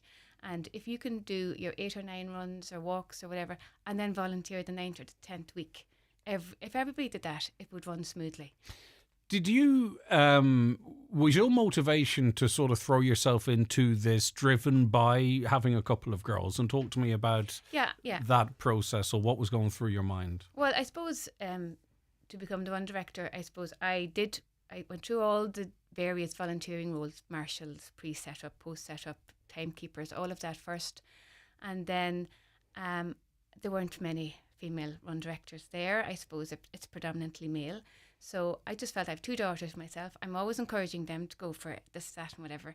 And, you know, I really have to lead by example. So I said, I'll go for it, I'll try it. And I love it. And I still get the butterflies when I have to speak. But it's good butterflies, you know, afterwards. But I love it. And you get a great feeling of satisfaction. And, I mean, if I can do it, I feel like there's lots of women around Letterkenny that can easily do it. You know, yeah, for sure. Step in, and you don't have to become a run director. You don't have to do anything. You can volunteer. You don't have to commit to every week. That's the beauty of it. So, you know, family pressures, maybe next month won't suit at all, but you could come back in and out. But this type of event understands the complexities of life, doesn't it? Because, and you know, we've been talking about women in sport, and I'm not sure if it's this county, if it's my attitude or a national attitude, but, you know, like, are there other countries with, you know, such amazing leaders, like, say, for instance, you Mary Coughlin and you Sinead Breens here in the GAA. You know, we've seen Chloe blazing a international trail on the badminton courts. Katie Taylor literally is the woman who launched women's professional boxing. You know, in athletics, Kelly Harrington, Katie McCabe, our own fantastic 4x100 meters runners, 100 meters runner McGraw, oh no, the lady McGrory, she's my neighbour from Lahey. I'll get to it in a second. But my point being is that, you know, your daughters, and if I had daughters the same, they've got a lot of women to really genuinely look up to that have achieved so much on their skill, dedication and merit. And you as well in your leadership role with this project. Absolutely. We have on a national and a local level. Kelly? I know, Kelly McGrory, I beg your pardon, sorry. No, we have plenty of female leaders, I suppose. But I suppose even yesterday on the radio I heard that still the senior management roles in all organisations in Ireland is predominantly male. That is the elephant in the room, isn't it? Exactly. So I still think it's important, even as a teacher myself, as a mum, as a run director, whatever it is, whatever role you play, it is still important to encourage the young women to, put themselves forward and to for work these roles. alongside men. Absolutely, you know what I mean? This is not about a takeover here. This is about equal representation and the best people of both genders in the best positions. Yeah, and even for women, for well-being for all. Now, this is for all. Park One is for everybody. and all abilities. But for a walk, a quiet walk, that's the beauty of it. And you're saying, how has it gone on so long? It has gone on so long because it's a well-being event, I feel. But also, too, these things don't happen by accident as well. It's to keep the momentum, isn't it? Yeah. It's to keep, if there's a lull one week or a lull because of a global pandemic or whatever it might be, or weather, it's to, to keep... Get it back. Yeah. Exactly. And that's a big role that you would have, I presume, in your team as well, to make sure it's popular and relevant. Yeah. And at the minute, say, Val Cronin and Seamus Murphy are steering the ship. So they're kind of the event organisers. And then there's a team of run directors underneath then, and we take it in turn maybe to lead each week. And you try as well to get more and more volunteers on board. I suppose that's what you need to keep this going, is you need volunteers all of the time. Mm-hmm. And as you said, equal representation would be wonderful. Yeah, exactly. It would be wonderful. And again, sometimes, and I don't get it, and I don't understand it, sometimes men get threatened by that, right? But a lot of the guys that are in these positions would welcome, because it's not necessarily that people aren't selected.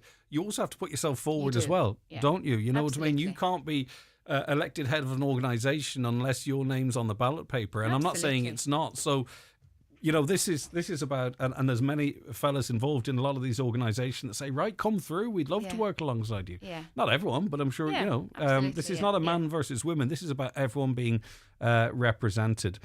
So I suppose let's talk about people getting involved in the park run then. Yeah. And how do you, because I often feel the first step of something is that you put the barriers up yourself. I won't know anyone. I won't wear the right clothes. Yeah. I'm not as healthy as the next person. We do this, right? Oh, you do. We do it to ourselves. Yeah. We don't need people to put us down sometimes. No, so don't talk to those people. All of those things.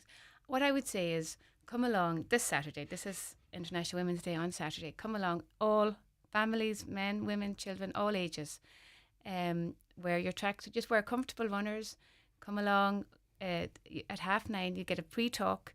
It'll explain the route. It's 3 kind of circuits around the park, and afterwards then every other week now, I'm not sure if it's this weekend, we'll have a cup of tea in the vestry, but you'll be given a token when you come in the finishing line. You can give your token. There'll be a person collecting them, and then afterwards then you can check online if you want to see what time you've, that's not important if you're not there for the competitive. But it can be important. But But even if you're walking, right? But even if you want, say, next week.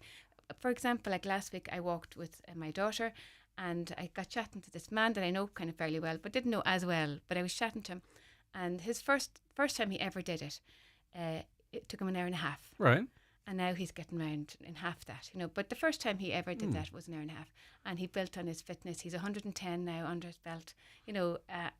Park runs.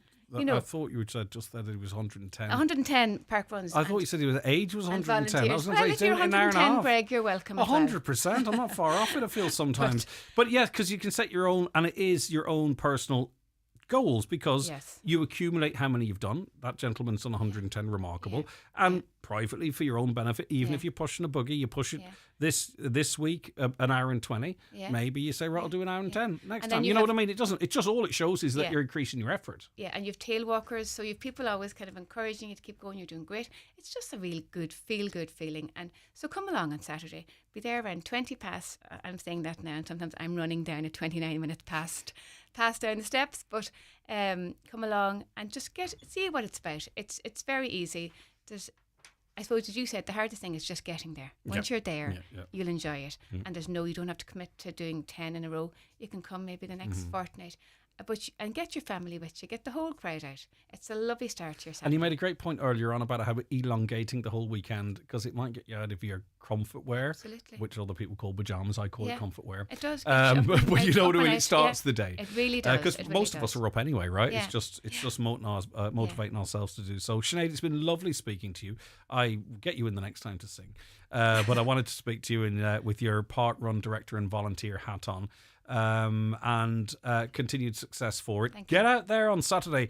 It's so welcoming and open and accepting, regardless of your exercise or your fitness level or anything. Just get out and meet other people.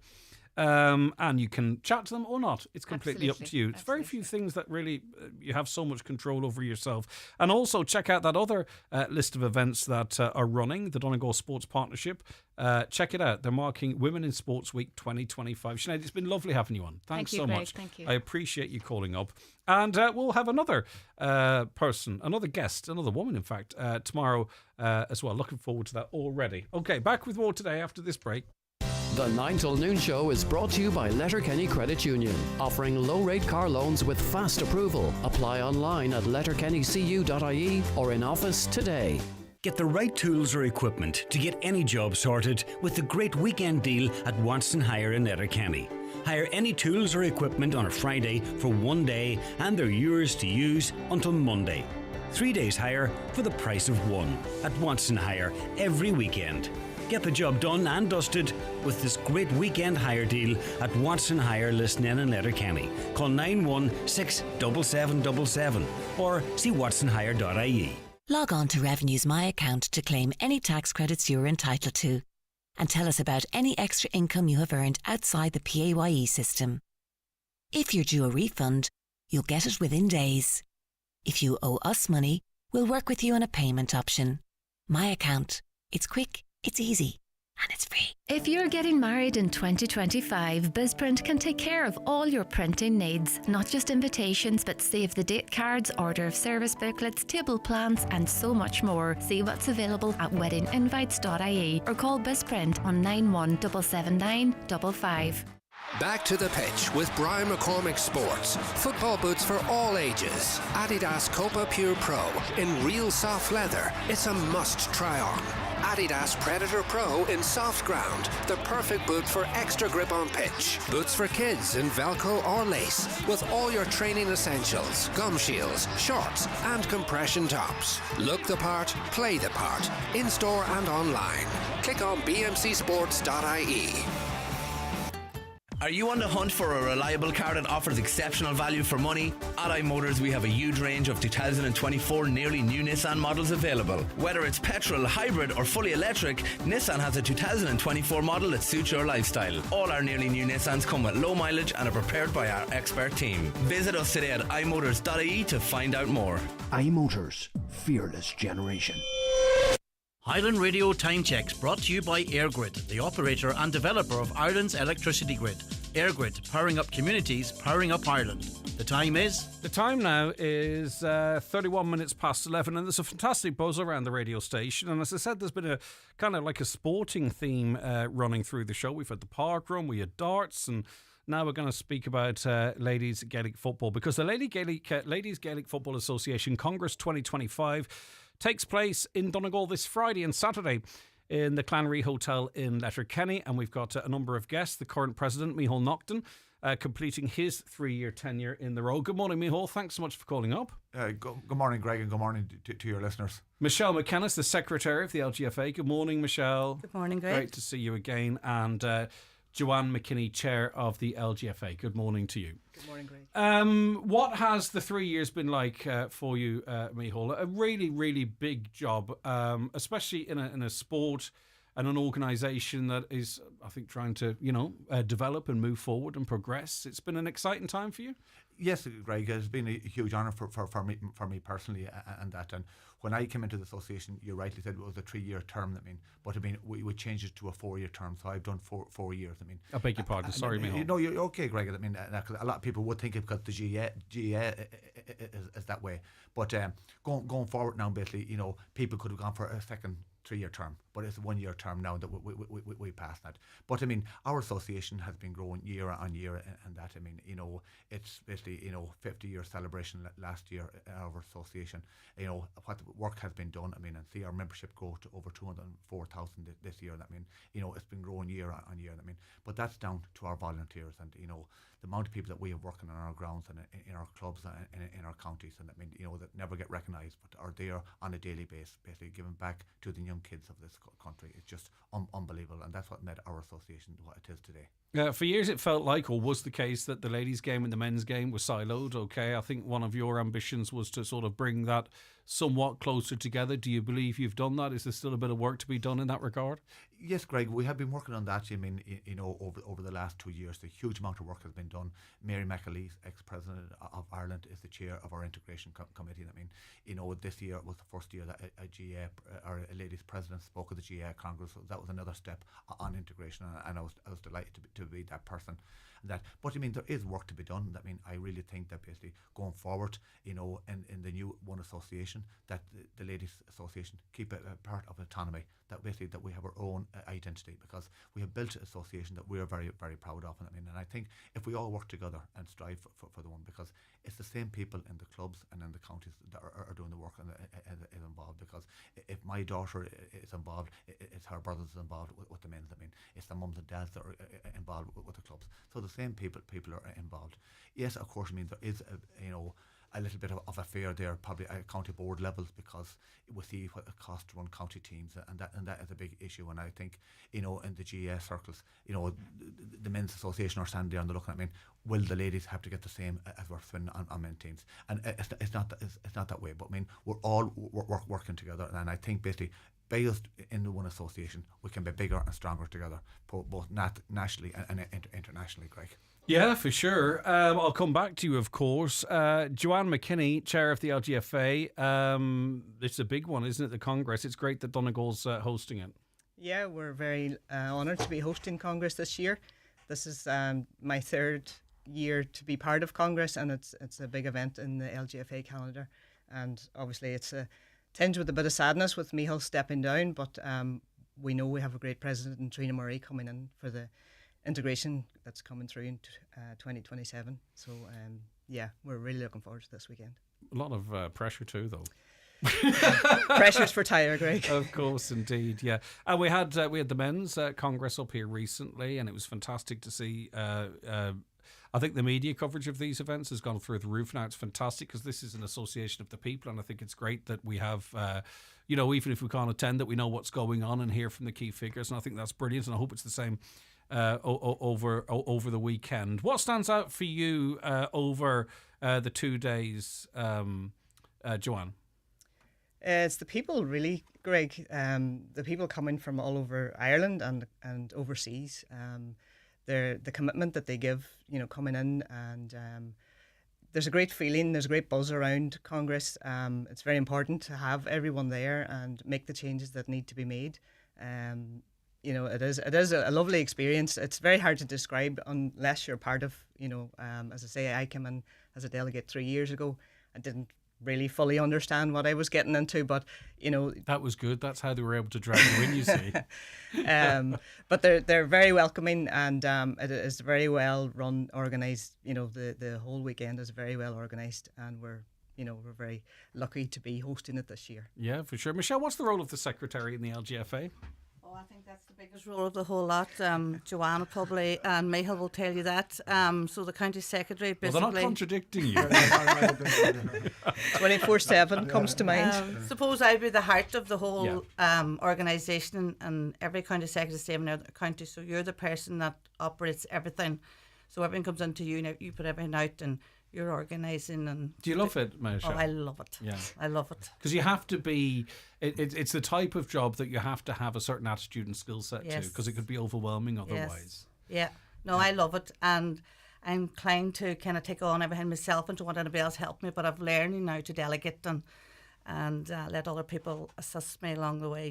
But it is a big role, and it's very proud to be in that role. This is my 6th year. I should have been kicked out last year, but I'm still there. It's like the mafia. You try and get out and they keep pulling you back in, isn't that right? Why would they get rid of you now? Yeah. So you know the ropes. Yeah, exactly. Yeah, but obviously it's something that you didn't need your hand twisted too much. It's obviously, as you say, something that you love greatly. What have you seen over the last 6 years? Have you seen much change and much development? Yeah. It feels to me as an armchair fan that the sport's growing. At club level, a lot of competition, great attendances at the games. At national level, we had some great days out with the Donegal ladies, and now it's kind of exciting to see their evolution into maybe the next the next version of the Donegal ladies team. Yeah, so our growth would have been since this last 3 years, we've grown 65% in Donegal. That's remarkable. Yeah, so that is, we have a great county register as well in Tara Walsh. So she ensures every girl from under 8 up to senior ladies that are registered and are Gaelic for mothers and others. So, but our games growing all the time. We're providing games now for under 8, 10s, 12 girls, go games. And then we're providing all the fixtures from 14s right up to senior ladies. So that's growing. So we run different county challenges and blitzes and stuff like that, too. So, but no, I think, and we've loads of new people coming on board as well, because some of the men that would have been involved in GA have realised that their daughters can also play football. So they're all getting involved now as well and being trained up in LGFA rules, and our referees are very committed to us as well. So the whole, it's a big operation, but it's one that we thoroughly enjoy. And Joanne, it shouldn't surprise me, but it kind of did. And I noticed just the few games that I attended is the depth of the squads, if you know what I mean, at club level. Sometimes they could field 2 teams. Now, there's no reason why that shouldn't be the case, don't get me wrong, but it's still, I think it's a great sign, isn't it? Because that's where, obviously the work starts younger than that, as Michelle was pointing out, but when you can continue to engage people as adults, and then hopefully they feed into the sort of the county squad, it's encouraging, isn't it? Yeah, definitely, Greg. There's a lot of great work going on in clubs, and when you see the numbers coming through with teams, you know that there's a real positive buzz in those clubs. Girls, they wouldn't be there really if they weren't enjoying it. A lot of it's not just about the football. For girls, there's a social aspect to it. We have fun too. Yeah. Micheál, can you just move forward slightly for me, just towards that mic? Thank you so much. Go ahead, Joanne, sorry. Yeah, and a lot of clubs are taking the level up.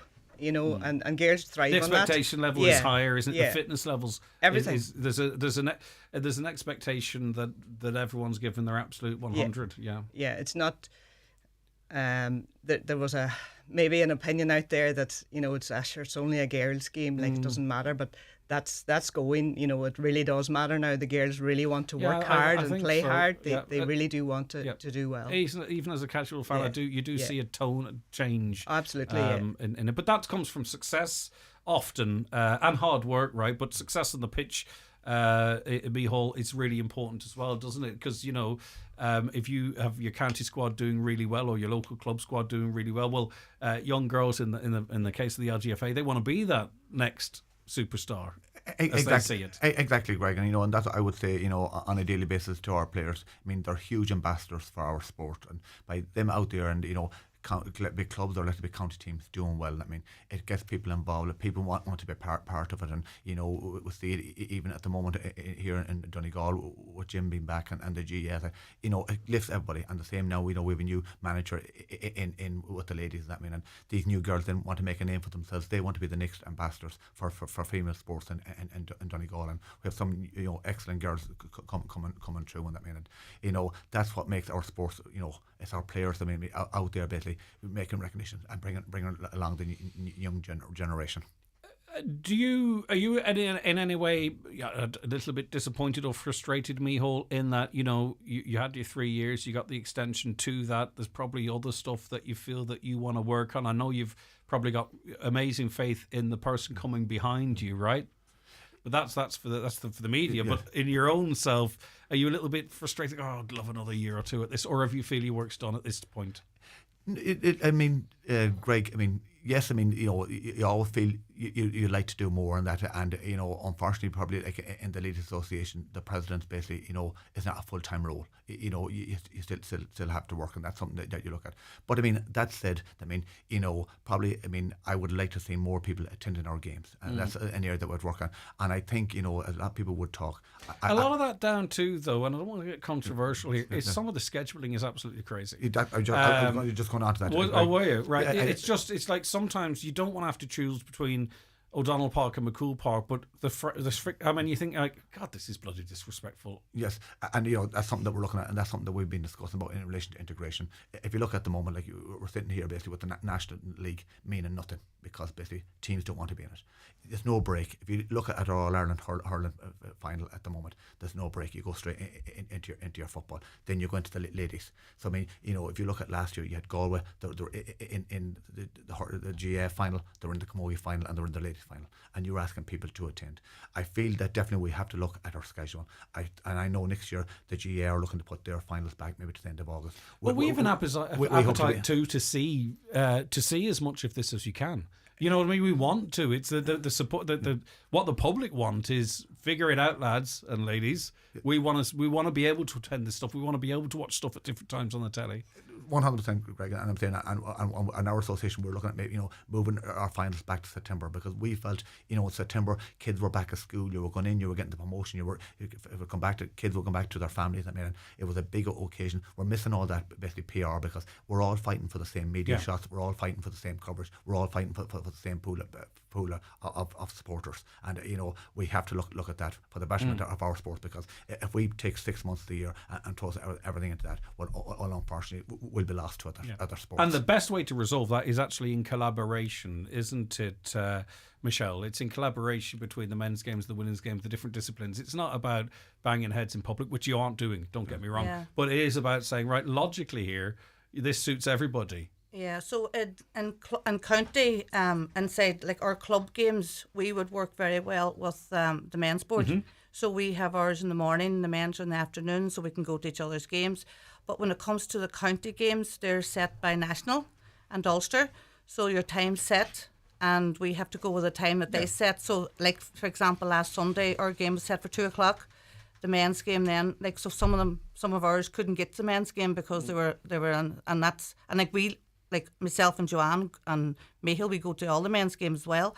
So like, but that's set by National. But inside our own county, our club games, we have that well managed. And in fact, there's a certain element of cooperation, even intersports sometimes as well, because we do all right locally on that. But as you say, nationally, I suppose, are there any emotions that jump out for you, Joanne, this weekend that you think is really important that you'll be keeping a particular eye on? The adult safeguarding is the big one. We'll be hoping that will go through. It's very important that is followed. Talk to me a little bit about that. Well, it's following in line. The GA passed that motion their Congress there a couple of weeks ago. So we'd just be following. It's very important. It's in line with the white ribbon. Just the right thing to do at the right time. I get you. Micheál, is there any emotions that particularly you're interested in? No, Greg. I mean, the one thing about our association, we can bring our rules in and change them every year. As our playing rules and at Congress. Now, I know in the GA, basically, their playing rules only can be changed once every 5 years. I mean, and now our CLAR this year on motion, I mean, is not as big as it would be usually other years. But I mean, overall, I mean, that there is some interesting motions there, and that, and I know Donegal has one in basically looking at a system register and that. So that's the kind of stuff I'm talking about. Yes, the stuff that molds the future of the association, not necessarily headline stuff, right? Exactly. So I mean, there is motions in it. I mean, and we have ones maybe about playing rules and that. I mean, there's only a few of them in this year, which is not as many as other years. But overall, I mean, there is some good motions, and there will be some interesting debate over the weekend, and that's what National Congress is about. And it's also good for people to get together, isn't it? As well? Exactly. It's nice members and you're networking with each other, and each county gets to meet with one another and look at how they do things and what we can do better as an association, because it's always about learning and trying to improve where you come from and make sure that you're looking to the future as well. And Michelle, can you enjoy it? Can I what? Enjoy the weekend? Oh yes, I'm one of the... In other words, you're not run off your feet all weekend. Run off your feet. We have a Congress committee too now. We have one formed, and they're very good. But myself and Joanne observe and oversee everything. But no, I'll be there all weekend. See that thing about delegation, right? Yeah. No, we're there all weekend. We'll be very hands-on. And kind of also do it. We'll be very hands-on, so we will. Okay. So. All right, Michelle, it's lovely to see you and speak to you. Thank you very much indeed. councillor, Micheál Naughton, of course, but current president. Congratulations on your 4 years. There's so much that you've been present at, and some amazing memories. I suppose I'll ask, what is your greatest memory of the 4 years? And that, look, I mean, I was just chatting to the girls outside. I mean, you know, ask, you know, would you be happy or sad going? Yeah, of course, I mean, you know, the ladies of football decision, where we've come from. I think All-Ireland final day in Croke Park, you know, going out there, basically introduced to the teams. I mean, you know, it's a huge, you know, day. It's a huge day for our association. It's the pinnacle, isn't it? Exactly. It's a day that, you know, you're so proud of where you come from, and see girls out there and get to an All-Ireland final and what it means to them, to their clubs and to their families. It's just a huge, really special day. Back to management now. Well, I mean, you know, definitely. I mean, not in the near future, but maybe down the road. Well, in his interviews as a councillor, he refused to rule it out. No. All right, okay. Between that and senators and God TD, we don't know what's going on with you, Micheál. You just wouldn't need to. I don't know where you're going to be in 4 years. That's the thing. Okay, and listen, Joanne McKinney, chair of the LGFA, hugely important and great role to have as well. It's a great honour, isn't it, to head up an association that you're so passionate about and is going through a period of development and growth. It must be personally very satisfying for you. It is, yeah. And tough, obviously, but yeah, it has its challenges, definitely. But I've been involved in the county board for many years. Micheál was in the chair at the stage. A number of others, very good chairpersons, were in the chair, and I never imagined that I would end up in the chair someday. So I am very honoured to be in that position, and obviously being female and in the ladies' chair is very important for young girls out there playing the sport as well, and for those not playing the sport. There's a role for everybody in the association, whether you're playing or, you know, whether you're an admin person or, you know, it's important that girls know that. And Saturday is International Women's Day in sport, so it's all happens sometimes by coincidence and sometimes by on purpose. Michelle, thanks so much. Michelle McKenna, Secretary of the LGFA. Plenty of free time if you needed to do anything for you. Not. Joanne McKinney, Chair of the LGFA, and outgoing President Micheál Naughton. When do you hand over the baton? Is that during Congress? Yes, it's on Saturday after lunch. Okay, so pints in the Clannery, what time? About... No, I don't think you fully heard what I said. Well, always a pint, Greg, you know, more than welcome. But again, I just want to wish the incoming President, Trina Murray, all the best. I mean, she's a Westmeath lady. I think, I mean, our association be in good health, and we just want to... And I think if she were here, and I wouldn't dare to speak in her behalf, she might say that you've laid some fantastic groundwork for her to build on going forward as well, which is how it works. That's the way it works. Exactly. Okay. I just want to thank both these ladies and Donegal County Board, LGFA, for the work for this weekend and all the sport. And it's great to see two ladies here beside me running ladies football in Donegal. Micheál, Joanne, Michelle, three of you, thank you so very much indeed. The 9 till noon show with Letterkenny Credit Union. Simplify your debts with a debt consolidation loan from Letterkenny Credit Union. Call us on 074 910 2126 or apply online via our app or in office today. House to Home Bridgend, Donegal. Our modest front door opens onto 2 floors of Irish-made furniture, suites, beds, mattresses, dining and occasional furniture. Step into our showroom and see how we can transform your house into a home. House to Home furniture, flooring, slide robes and interiors, Bridgend, Donegal. For an efficient, mild hybrid system that doesn't compromise on the joy of driving, test drive the Mazda CX-30. This compact, stylish SUV comes with fuel-saving Mazda M hybrid technology and a 6-year warranty. Test drive the 251 Mazda range at McGinley Motors, Letterkenny. Mazda, crafted in Japan. If you're looking for a competitive insurance quote, contact Hickey Clark and Langan Insurance Brokers in Letterkenny. Home, car or van insurance, farm, commercial or public liability insurance. They compare quotes from all the leading insurers so you get a great price. Call Hickey Clark and Langan on 91 26688 or call into the office at Ballymacool, Letterkenny. Hickey Clark and Langan General Insurances Limited, trading as Hickey Clark and Langan, is regulated by the Central Bank of Ireland. Atlantic Travel, Letterkenny, award-winning travel experts. Sail the Sicilian coastline, Dive the Maldives, tour Riacan and Tuscan vineyards, stroll the shores of Lake Garda or the streets of Santorini. Indulge the senses, savor new flavors, embrace warm welcomes, smiling faces and balmy sunsets. Escape with atlantictravel.ie. Book today.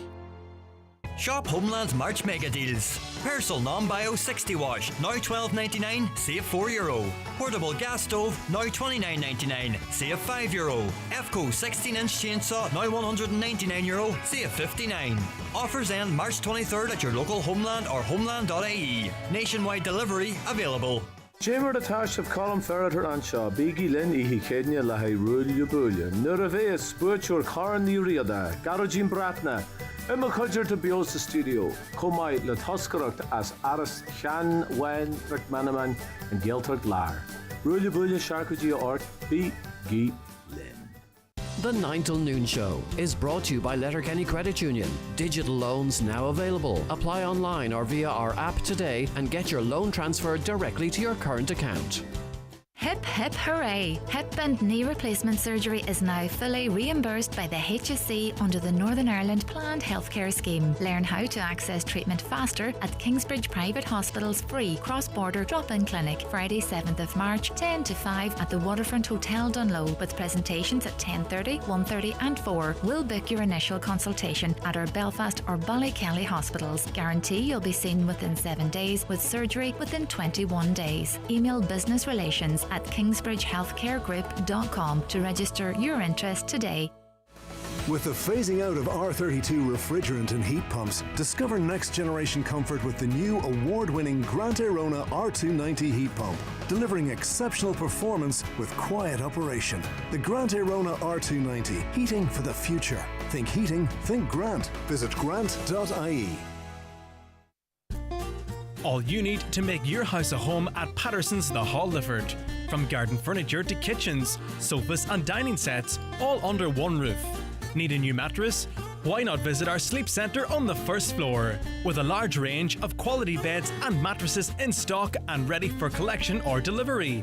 Relax in our coffee shop, serving hot lunches daily. Open Monday to Saturday, 9 a.m. to 5:30 p.m. Patterson's Kitchens and Interiors, The Hall Lifford. Bridgend Bureau de Change is now open at Rafferty Circle K Bridgend for all your euro, sterling and dollars. Contact Bridgend Bureau de Change at Rafferty Circle K Bridgend. Planning a wedding or caravan fees to pay? Call into Rafferty Circle K Bridgend for all your currency needs. Bridgend Bureau de Change, the #1 Bureau de Change in County Donegal. Authorised and regulated by the Central Bank of Ireland. Highland Radio weather updates with McElhenney's. Our new season special occasion wear range is here. Visit us to explore our extensive dress collection in store or shop online at mcelhenneys.com today. Busy morning, wasn't it? And unfortunately, we are going to chat to Chris Ashmore, presenter of our podcast Business Matters, on the show tomorrow. But it's not unfortunate, actually, because it means we get to speak to him longer rather than having to squeeze anything in. So the Business Matters podcast is available for you right now, as always, on a Wednesday. And Chris is going to join me tomorrow for a bit of chat about business news and tell us exactly what's coming up on the podcast tomorrow. Just changed it a little bit. And coming up after 12 today, John Breslin. He's broadcasting live around the Northwest. Today from the Donegal ETB Fet Fair. It's in the Radisson's Hotel, the Radisson Blue Hotel in Letterkenny. It runs from 12 in just a couple of minutes until 2:30. I think you can call in there and see what's going on. But you'll also be able to hear why you should and everything that's going on, and guests with John just after 12, so stay tuned for that. And unfortunately, we have ran out of time today. It's been so busy. But we come back tomorrow morning at 9 o'clock, and we are looking forward to it. Me, Caroline Orr, the researcher and producer, and Shannon, who works on the show. We're looking forward to coming back already tomorrow morning at 9. Genuinely. But that's where we leave it. Stay safe and most of all stay tuned. Well, not most of all, stay safe and stay tuned. Because as I mentioned, JB, John Brett,